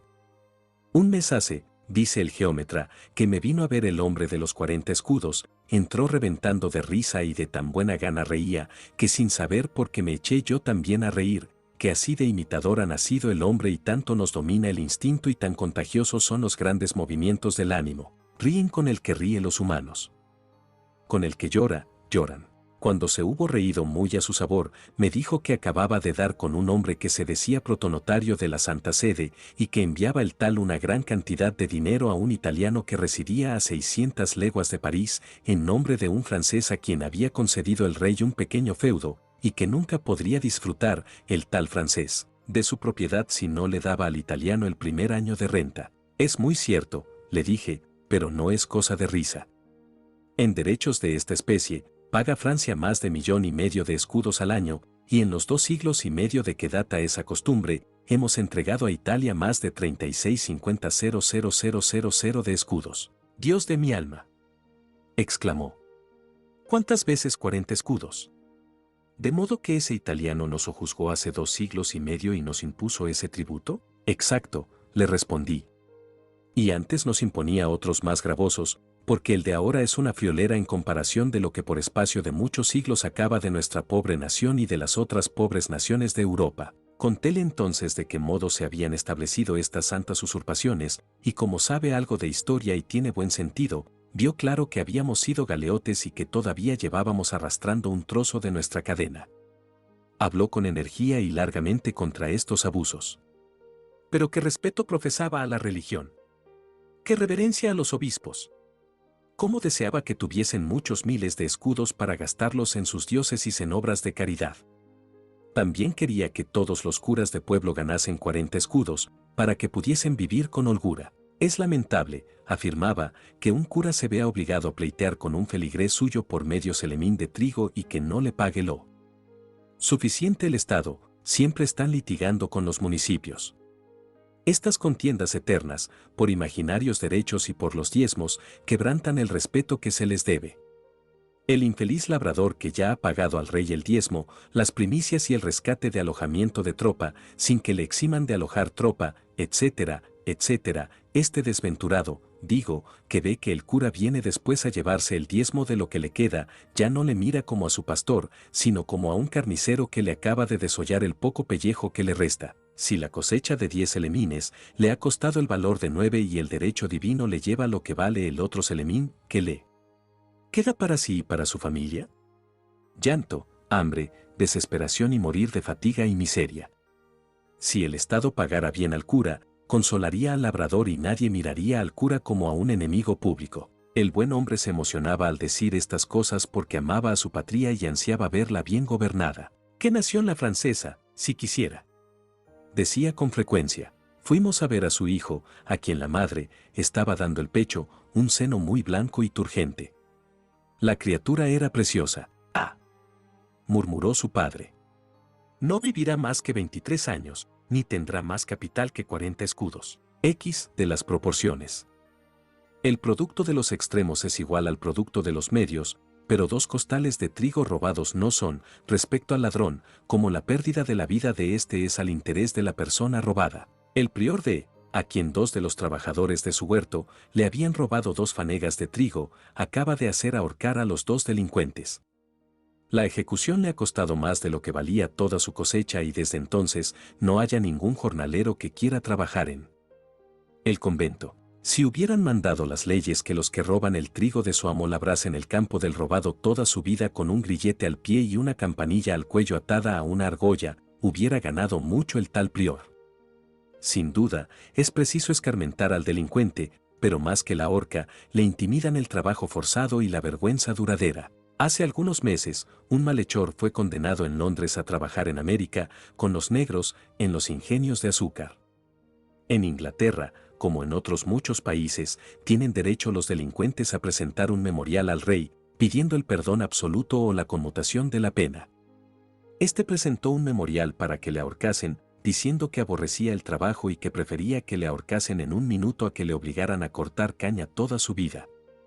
No todos piensan así, los gustos son diferentes, pero ya se ha dicho y nunca se repetirá bastante, que un ahorcado para nada sirve y que las penas han de servir de ejemplo. Algunos años hace que en la Tartaria condenaron a empalar a 2 mancebos por haber tenido el bonete en la cabeza mientras pasaba una procesión de lamas. El emperador de la China, hombre de mucho talento, dijo que él los hubiera condenado a ir delante de las procesiones con la cabeza descubierta, por espacio de 3 meses. Proporcionad las penas a los delitos, dice el marqués de Beccaria. Pero los que han hecho las leyes no eran geómetras. Si escribe unos libelos miserables el abate Gaillén OCG, o cualquiera otro ex jesuita o clerizonte, le habremos de ahorcar como ha hecho el prior de, con sus 2 gañanes, considerando que los calumniadores son más delincuentes que los ladrones. Hemos de sacar a la vergüenza pública al señor Larcher, porque es un escritor indigesto que acumula errores sobre errores, nunca supo graduar los valores y afirma que en una grande y antigua ciudad, famosa por su civilización y por los celos de los maridos, iban las princesas al templo a conceder en público sus favores a los extranjeros. A este escritor se le podría enviar a esa ciudad a ver si era tan agasajado. Debemos procurar ser ecuánimes y debemos proporcionar las penas a los delitos. Las leyes de Draken, que castigaban por igual los crímenes y las leves faltas, la perversidad y la locura, me parecen odiosas. No trataremos al jesuita Nonote, que no ha cometido más delito que escribir calumnias y disparates, como trataron a los jesuitas Malagrida, Oldecorne, Garnit, Wignard, Gueret y como debieran haber tratado al jesuita Letelier, que engañó a su rey y llenó de duelo y confusión a Francia. En todo pleito, en toda contienda, en toda disputa, distingamos el agresor del agraviado y el opresor del oprimido. La guerra ofensiva es infame, pero la defensiva es justa. Engolfado me hallaba yo, dice él. Geómetra, en estas reflexiones, cuando me vino a ver, desechó en llanto el hombre de los 40 escudos.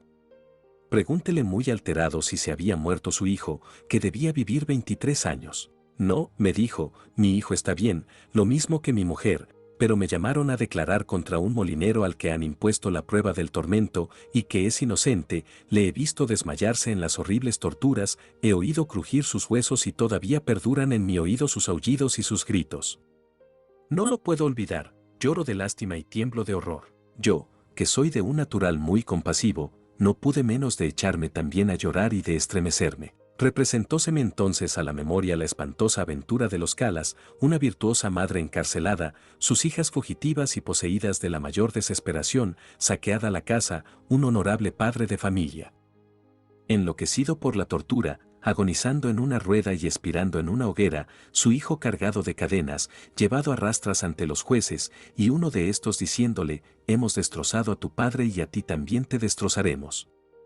Recordé la familia de Sirven, que encontró uno de mis amigos en plena montaña, cubiertos de nieve, huyendo de la persecución de un juez tan inicuo como ignorante. Este juez, dijo mi amigo, ha condenado a morir en el cadalso a toda esa inocente familia, suponiendo, sin la más leve apariencia de prueba, que el padre y la madre, con ayuda de sus 2 hijas, habían ahogado a la tercera para evitar que fuese a misa.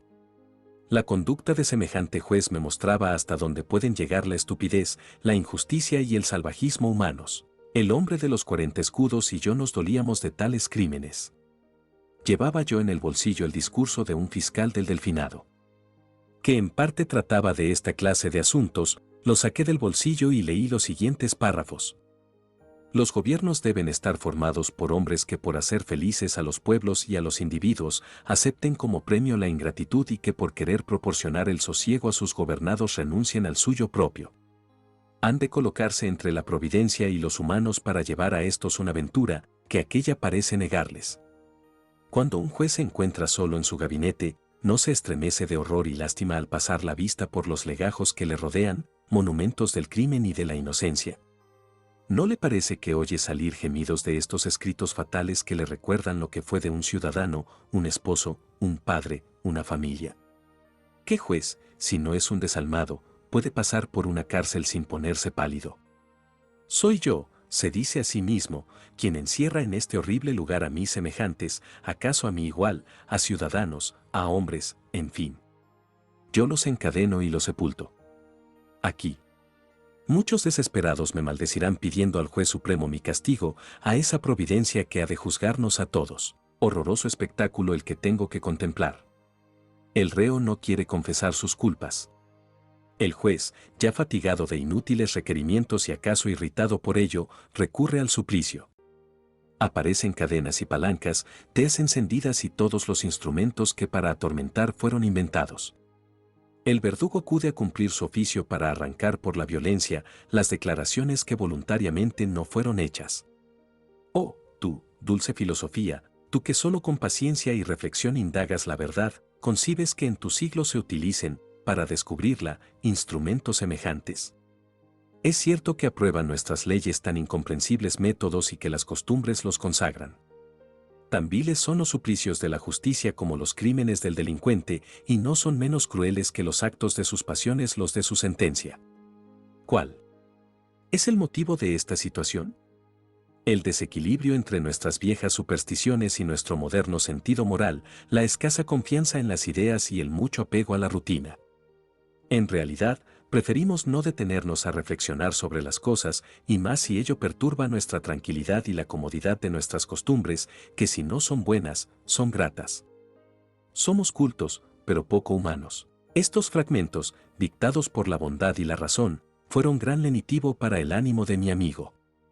Estaba maravillado y conmovido. Por lo visto, también en provincias se escriben cosas buenas.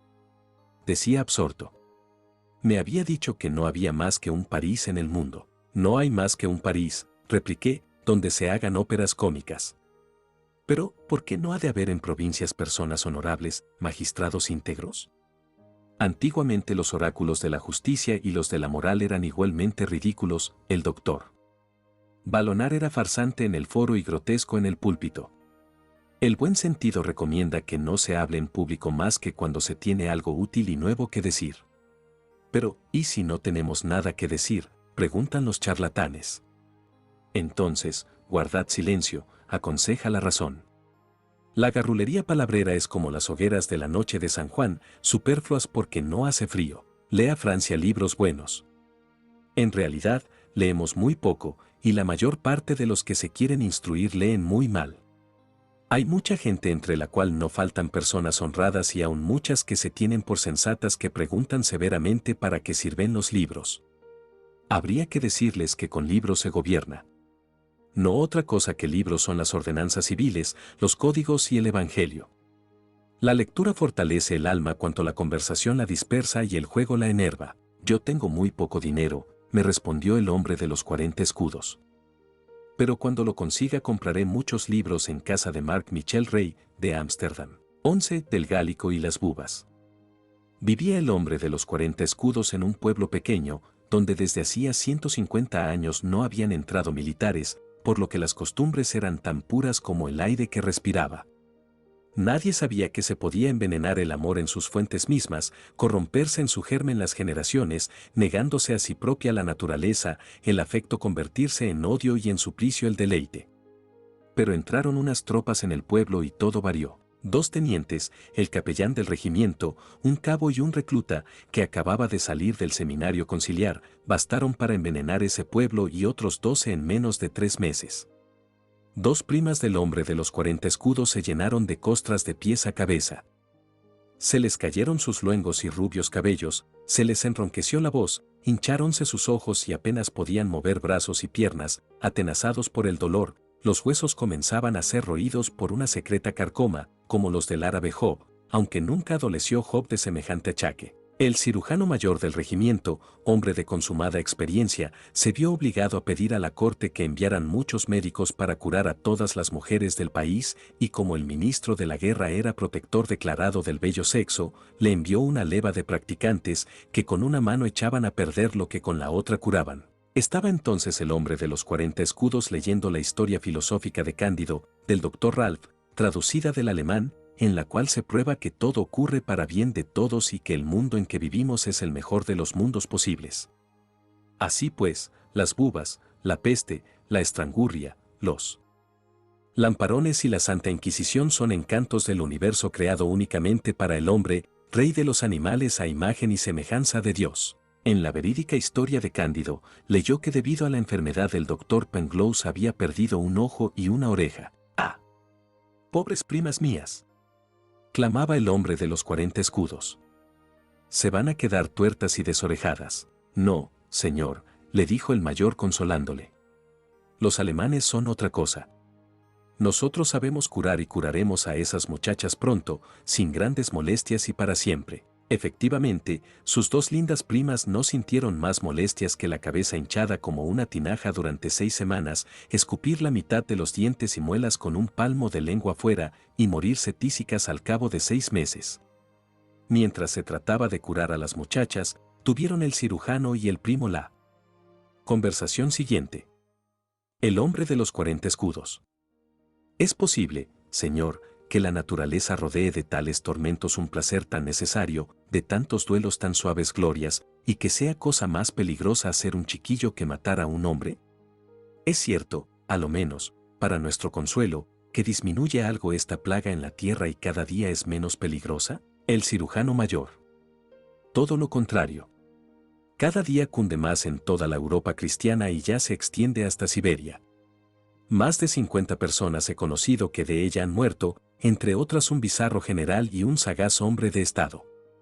Las personas débiles no resisten la enfermedad ni el remedio. Las bubas y las viruelas se han conjurado, todavía más que los frailes, para acabar con el género humano. El hombre de los 40 escudos. He aquí otro motivo para acabar con los frailes o para que, volviendo a su condición de hombres, reparen en algo el daño que causan esas 2 enfermedades. Le ruego que me diga si tienen bubas los animales. El cirujano. Ni bubas, ni viruelas, ni frailes. El hombre de los 40 escudos. Pues confesemos que son más felices y más cuerdos que nosotros en este inmejorable mundo. El cirujano. Nunca lo he dudado. Adolecen de menos achaques que nosotros, su instinto es menos falible que nuestra razón, y nunca los atormenta ni el tiempo pasado ni el venidero. El hombre de los 40 escudos. Usted ha sido cirujano de un embajador de Francia en Turquía. Dígame, ¿hay muchas bubas en Constantinopla? El cirujano. Los franceses las llevaron al arrabal de Pera, donde ellos viven. Allí conocí a un capuchino que estaba roído de bubas como Pangloss, pero no han invadido el interior de la ciudad. Casi nunca duermen los franceses en ella, y apenas hay rameras en esta inmensa capital. Todos los turcos ricos tienen mujeres esclavas de la Circasia, guardadas y vigiladas siempre, y cuya hermosura no puede ser peligrosa. A las bubas las llaman los turcos el mal cristiano, y eso contribuye no poco a aumentar el desprecio profundo que sienten por nuestra teología. Para desquitarse disfrutan de la peste, enfermedad de Egipto, de la cual no hacen caso y que no se toman el trabajo de precaver. El hombre de los 40 escudos. ¿Y en qué tiempo cree usted que empezó esta plaga en Europa? El cirujano. A la vuelta del primer viaje de Cristóbal Colón a pueblos inocentes que ni la avaricia ni la guerra conocían, el año de 1494. Desde tiempo inmemorial padecían este achaque. Aquellas buenas gentes, así como existía la lepra en la Arabia y la Judea, y la peste en Egipto. El primer fruto que sacaron los españoles de la conquista del Nuevo Mundo fueron las bubas, que se esparcieron con mucha más prontitud que la plata de México, la cual no circuló en Europa hasta mucho tiempo después. En todos los países existían entonces magníficos establecimientos, llamados mancebías, autorizados por los soberanos para preservar el honor de las damas. Los españoles envenenaron estas casas privilegiadas, de donde extraían los príncipes y los obispos las mozas que necesitaban. En Constanza había 718 para abasto del clero que con tanta devoción mandó quemar a Juan Hus y a Jerónimo de Praga, y ya se supondrá con cuánta rapidez cundió la enfermedad en todo el país. El primer magnate muerto por ella fue el ilustrísimo y reverendísimo obispo virrey de Hungría, en 1499, a quien no pudo curar Bartolomé Montanagua, célebre médico de Padua. Gualtieri afirma que Bertoldo de Henneberg, arzobispo de Maguncia, acometido de las bubas, entregó su alma a Dios en 1504. Sabido es que nuestro rey Francisco y murió de ellas, Enrique III se contagió en Venecia, pero Jacobo Clemente, fraile dominico, anticipó el efecto del mal. Siempre celoso del bien público, el Parlamento de París dictó severas medidas contra las bubas, prohibiendo en 1497 a todos los bubosos vivir en París o pena de horca, mas como no era fácil probar el delito, la disposición no fue más eficaz que la que posteriormente tomó contra el emético, y contra la voluntad del Parlamento de París fue aumentando sin cesar el número de reos. Verdad es que, si en vez de mandarlos a ahorcarlos hubieran exorcizado, ninguno andaría hoy por el mundo, pero quiso la mala ventura que no pensaran en ello. El hombre de los 40 escudos. Es cierto lo que en Cándido he leído que, cuando marchan en orden de batalla dos ejércitos de 30.000 hombres cada uno, ¿puede apostarse que hay 20.000 bubosos de cada parte? El cirujano. Certísimo, y lo mismo sucede con los cursantes de teología de la Sorbona. ¿Qué quiere usted que hagan unos estudiantes mozos, en quien la naturaleza se explica con más vigor y voz más alta que la teología? Puedo jurar a usted que en proporción, más clérigos jóvenes curamos mis colegas y yo que militares. El hombre de los 40 escudos. ¿No habrá medio para extirpar ese morbo contagioso que destroza a Europa? Ahora que el veneno de las viruelas se atenúa, ¿no podría contrarrestarse el otro veneno? El cirujano. Un solo remedio habría, y es que se alíen, para ello, todos los príncipes de Europa, como hicieron en tiempo de Godofredo de Bullian. Cierto que una cruzada contra las bubas sería más razonable que las que antiguamente se hicieron contra Melexala, Saledino y los albigenses, y que tan funestas fueron. Más valiera concertarse para exterminar al enemigo del linaje humano que no hacerlo para asolar países y cubrir los campos de cadáveres. Hablo aquí contra mis intereses, porque la guerra y las bubas aumentan mis ingresos, pero antes de ser cirujano mayor soy hombre. De este modo fue aprendiendo el de los 40 escudos a discurrir y a sentir. No solo heredó a sus dos primas, que murieron en espacio de 6 meses, sino también a un pariente lejano que fue abastecedor de los hospitales militares y se hizo rico a costa del hambre de los soldados heridos. Era soltero, tenía un harén, nunca hizo caso de su familia, vivió siempre en plena crápula y murió de un hartazgo. Como se ve, era un ciudadano útil a su patria. Vióse obligado nuestro nuevo filósofo a ir a París a recoger la herencia de su pariente, que le disputaban los asentistas de rentas reales, pero tuvo la dicha de ganar el pleito y la generosidad de dar a los pobres del lugar, que no tenían su renta de 40 escudos, parte de los dineros del ricacho. Después quiso satisfacer el deseo, que siempre había tenido, de poseer una biblioteca. Por las mañanas leía y por las tardes consultaba a los doctos para saber en qué lengua había hablado la serpiente a nuestra madre Eva, si reside el alma en el cuerpo calloso o en la glándula pineal, si San Pedro había estado 25 años en Roma y por qué tienen los negros las narices aplastadas. No quería mezclarse en política ni escribir folletos contra las comedias nuevas. Llamábanle el señor André, que era su nombre de pila. Cuantos le conocían elogiaban su modestia y sus buenas prendas naturales y adventicias. El señor Andrés se mandó construir una casa en su antiguo predio de 5 fanegas. Su hijo tendrá muy en breve edad para ir al colegio, pero su padre no quiere que vaya al de Mazarino, porque sabe que allí está el profesor Cogé, que escribe libelos, y un profesor no debe escribir libelos. En cuanto a la señora André, dio a luz una muchacha muy linda, a la que andando el tiempo casarán sus padres con un covachuelista de hacienda, con tal que éste no adolezca del mal que quiere extirpar el cirujano mayor en toda Europa. 12. Contienda reñida. Mientras estaba el señor André en París se suscitó una polémica muy importante. Tratábase de saber si Marco Antonio era hombre de bien y si estaba en el infierno, en el purgatorio o en el limbo, mientras llega el día de la resurrección. Todas las personas distinguidas defendían a Marco Antonio. Marco Antonio, decían, fue siempre sobrio, justo, casto, benéfico. Verdad es que no ocupa un lugar tan alto en el cielo como el bendito San Junípero, porque en todo hay categorías, pero el alma de Marco Antonio no debe estar quemándose en las calderas de Pedro Botero, y si se halla en el purgatorio, no hay más que sacarle de él a fuerza de misas. Ahí están los jesuitas que nada tienen que hacer. Ellos pueden decir 3000 misas por el descanso del alma de Marco Antonio, que a 3 reales la pieza valdría 9000. Marco Antonio no puede estar en el infierno porque a un monarca no se le mete en el infierno así como así. Los adversarios a estos argumentos decían que no se podía dar cuartel a Marco Antonio, que era un hereje, que había muerto sin confesión, que era necesario hacer un escarmiento, que convenía enviarle al infierno para que supieran a qué atenerse los emperadores de China y del Japón, los de Persia, Turquía y Marruecos, los reyes de Inglaterra, Suecia, Dinamarca y Prusia, el estatudel de Holanda y la aristocracia de Berna, los cuales así se confiesan como el emperador Marco Antonio. Finalmente, que es una satisfacción inefable fulminar decretos contra los soberanos muertos, cuando no puede uno lanzarlos contra los vivos, por miedo a que le corten las orejas.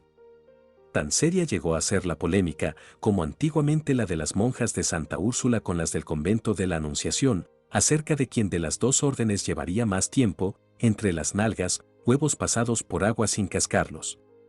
Temióse un cisma, cosa horrible, porque cisma quiere decir diferencia de opinión, y hasta este fatal momento, todos los humanos habían pensado de un mismo modo. El señor André, excelente ciudadano, convidó a cenar a los directores de ambos partidos.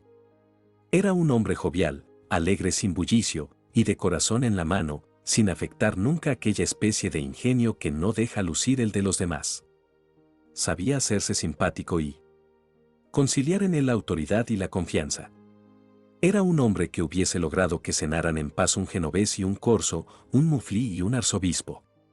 En la cena a los polemistas el señor André mostró gran habilidad, conduciendo la conversación de modo que no hubiese lugar a la discusión entre los adversarios, a quienes hizo reír con sus frases ingeniosas. Después, cuando el vino comenzó a hacer sus efectos, logró que conviniesen en que el alma del emperador Marco Antonio permanecía in statu quo, esto es, entre el cielo y la tierra como los duendes, hasta el día del juicio final. Volviéronse luego a sus limbos respectivos los espíritus de los doctores, apenas terminada la cena. Esta reconciliación proporcionó tanto prestigio al hombre de los 40 escudos, que más tarde, cuando surgía alguna disputa entre literatos o no, las personas neutrales aconsejaban a los contendientes que fuesen a cenar a casa del señor André, de dos facciones muy encarnizadas, que por no haber cenado en casa del señor André se han causado mutuamente daños inmensos. 13. Pícaro echado a la calle.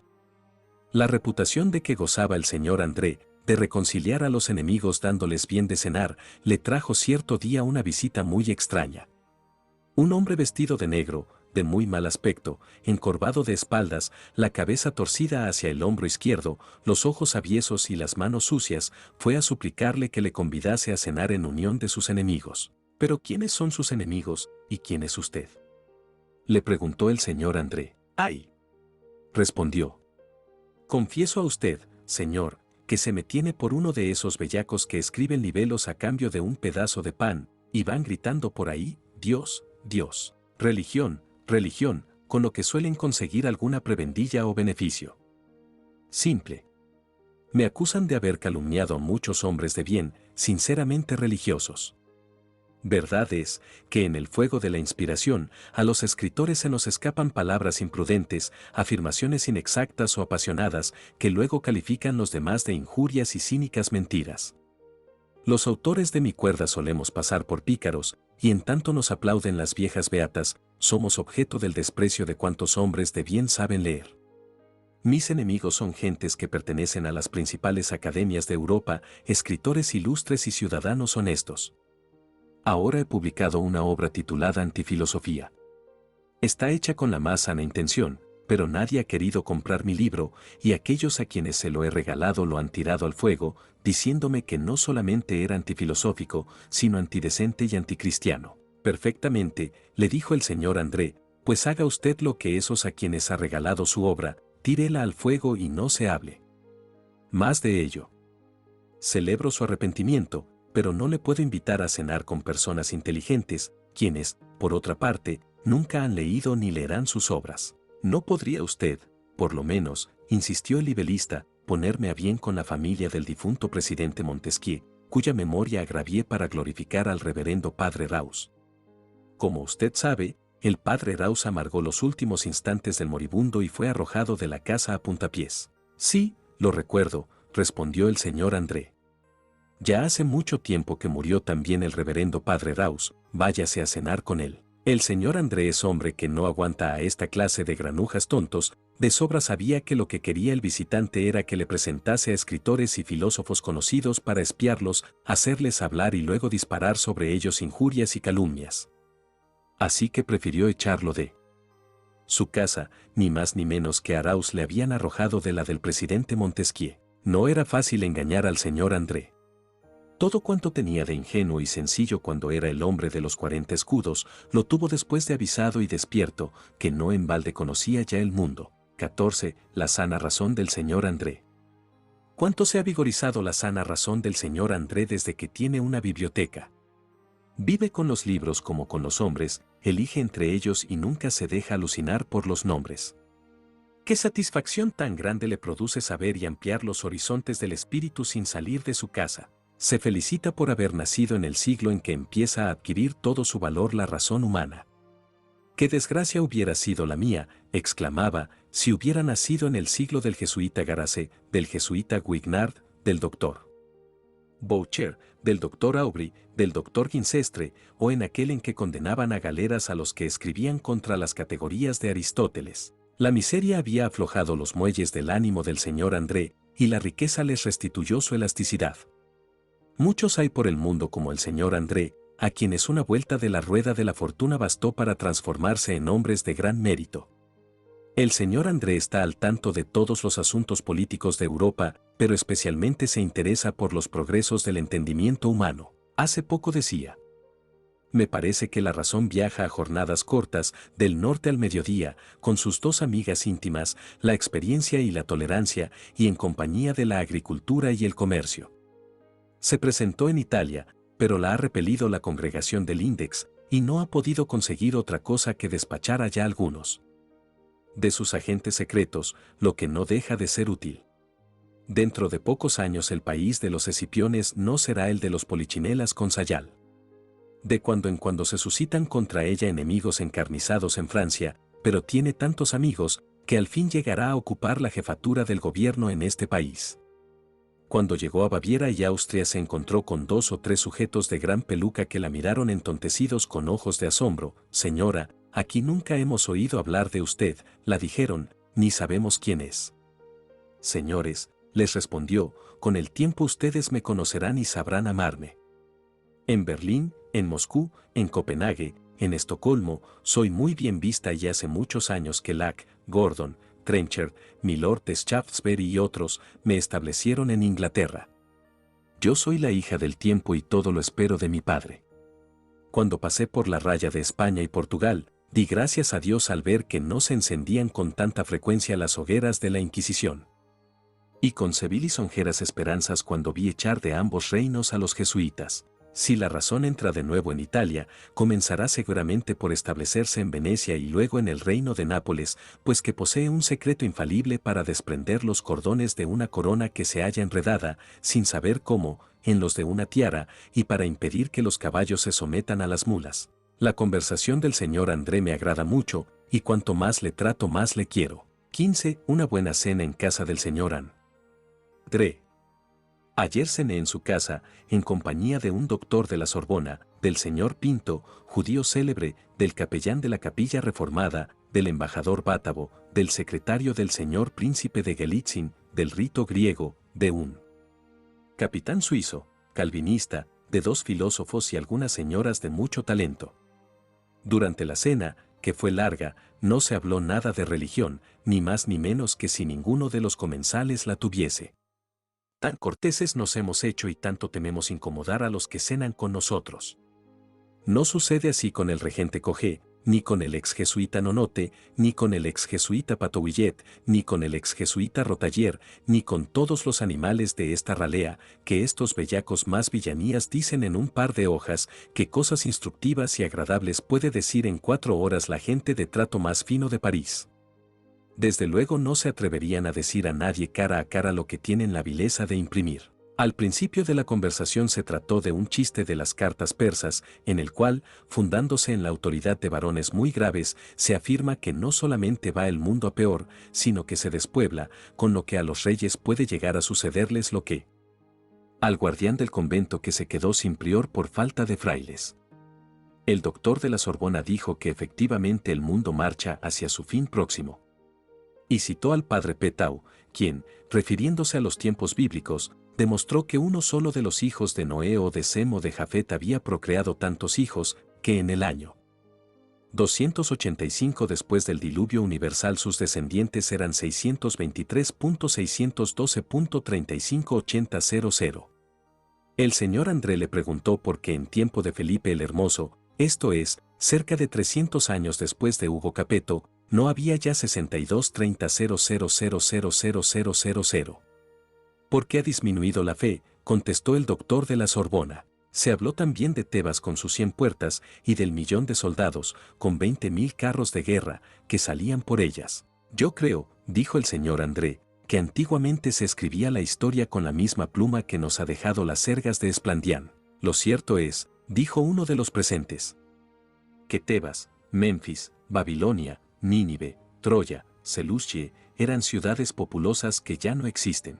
Así es la verdad, respondió el secretario del príncipe Galitzin, pero también eran páramos entonces Moscú, Constantinopla, Londres, París, Ámsterdam, León y otras que valen más que Troya, y todas las ciudades de Francia, Alemania, España y el norte de Europa. El capitán suizo, sujeto muy ilustrado, nos confesó que cuando quisieron sus ascendientes abandonar sus montañas y precipicios para ir a apoderarse, como era lógico, de otro país más ameno, César, que contó con sus propios ojos a estos emigrantes, halló que ascendían a 368.000, incluyendo ancianos, niños y mujeres. Hoy día, en el solo cantón de Berna, que no es la mitad de Suiza, hay otros tantos, y puedo asegurar a ustedes que la población de los 13 cantones pasa de 720.000 almas, sin contar con los suizos que se hallan en el extranjero.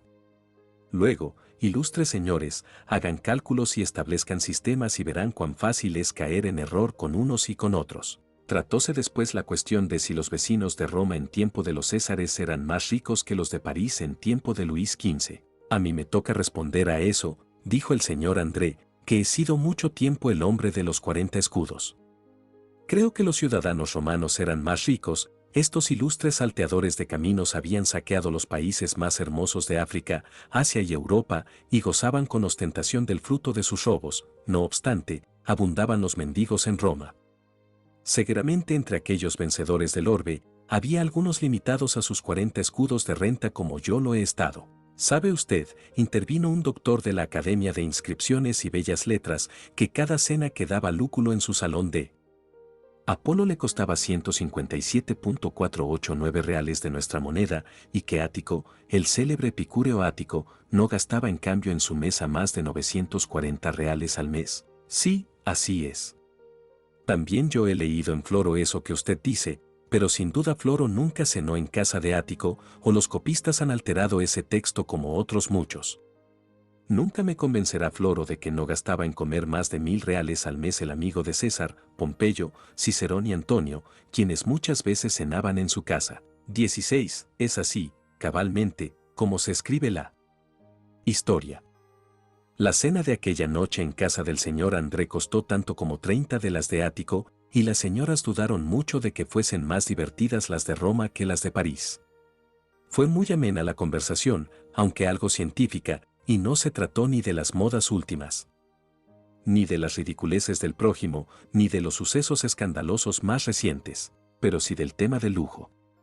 Preguntaron si fue debida al lujo la caída del Imperio Romano, y se probó que ambos imperios, el de Oriente y el del Occidente, fueron destruidos por la teología y los monjes.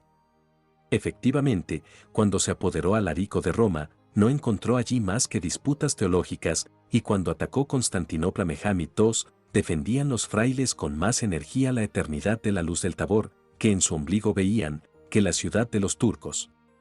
Uno de los comensales hizo observar que mientras ambos imperios habían perecido, todavía subsisten los escritos de Horacio, Virgilio y Ovidio. Del siglo de Augusto pasaron de un vuelo al de Luis XIV. Una señora preguntó por qué los autores del día, aun cuando tengan mucho talento, no producen obras de tanto valor.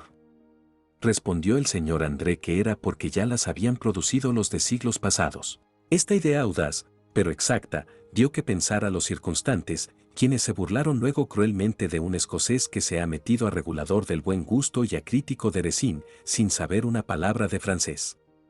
Con más rigor todavía fue tratado un italiano llamado Denine, el cual censuró el espíritu de las leyes, sin entender la obra, atacando lo mejor que ella tiene. Esto trajo a la memoria de todos el afectado desdén en que Boileau tenía al Tasso. Alguien manifestó que con todos sus efectos, Tasso era tan superior a Homero, como con todos los suyos, todavía mayores, es Montesquieu el aburrido Grocio. Se censuraron los prejuicios entre nación y se trató al señor Denine como merecía, y como tratan las personas inteligentes a los pedantes. También hubo de hacerse la observación sagaz de que son las obras maestras del siglo pasado las que más ocupan la atención de los literatos actuales. Nuestra tarea se reduce a examinar sus méritos. Parecemos hijos desheredados, que hacen la cuenta del caudal de su padre.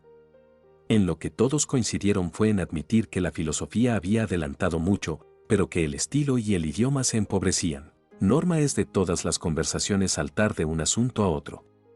En breve desaparecieron todos estos temas de amenidad, ciencia y gusto, para señalarse el magnífico espectáculo que estaban dando al mundo la emperatriz de Rusia y el rey de Polonia, quienes acababan de enaltecer a la humanidad abatida, estableciendo la libertad de conciencia en territorios mucho más extensos que nunca lo fue el Imperio Romano. Celebróse, como era debido, tamaño servicio hecho al mundo, y ejemplo tal dado a gobiernos que se tienen por ilustrados. Brindóse a la salud de la emperatriz, del rey filósofo y a la de los que los imitasen. Hasta el doctor de la Sorbona les colmó de elogios, porque ha de saberse que en ese gremio se encuentran a veces sujetos razonables, como se encontraban hombres de talento en la Beocia. El secretario ruso dejó a todos maravillados al hablarles de los progresos que en Rusia se hacían. Nadie supo decir por qué gustaba más la historia de Carlos XII, que se pasó la vida destruyendo, que la de Pedro el Grande, que pasó la suya en crearlo todo. Supusimos que la razón de esta preferencia era nuestra frivolidad y falta de juicio, y convinimos en que Carlos XII fue el Don Quijote, y Pedro, el Solón del Norte, en que los entendimientos superficiales prefieren a fe los grandes planes del legislador, el extravagante heroísmo del soldado, y les agrada menos la narración circunstanciada de la fundación de una ciudad que la temeridad de un capitán que con unos cuantos hombres se enfrenta a 10.000 turcos. Ciertamente, la mayor parte de los sectores solo buscan el pasatiempo, no la instrucción. Por eso, de cada 100 mujeres, 99 leen ridículos novelones y solo una un capítulo de Condillac. De cuántas cosas se habló en esta cena que no olvidaré en mucho tiempo. Al fin fue indispensable tocar la tecla de los cómicos y cómicas, eterno asunto de las conversaciones de sobremesa en Versalles y en París. Nadie negó que tan raro era un buen autor como un buen poeta, y se concluyó la cena cantando algunas coplas que un comensal había escrito dedicadas a las damas. Confieso, por lo que a mí toca, que no me hubiera parecido más grato el banquete de Platón que el del señor y la señora André. Si te gusta el audiolibro, suscríbete para que no te pierdas nuestras próximas obras maestras. Este audiolibro fue descargado de Audiolibros YouTube. Un nuevo audiolibro cada día. Las mejores obras maestras disponibles aquí. Con la mejor voz natural real. Una nueva experiencia. Nosotros leemos por ti.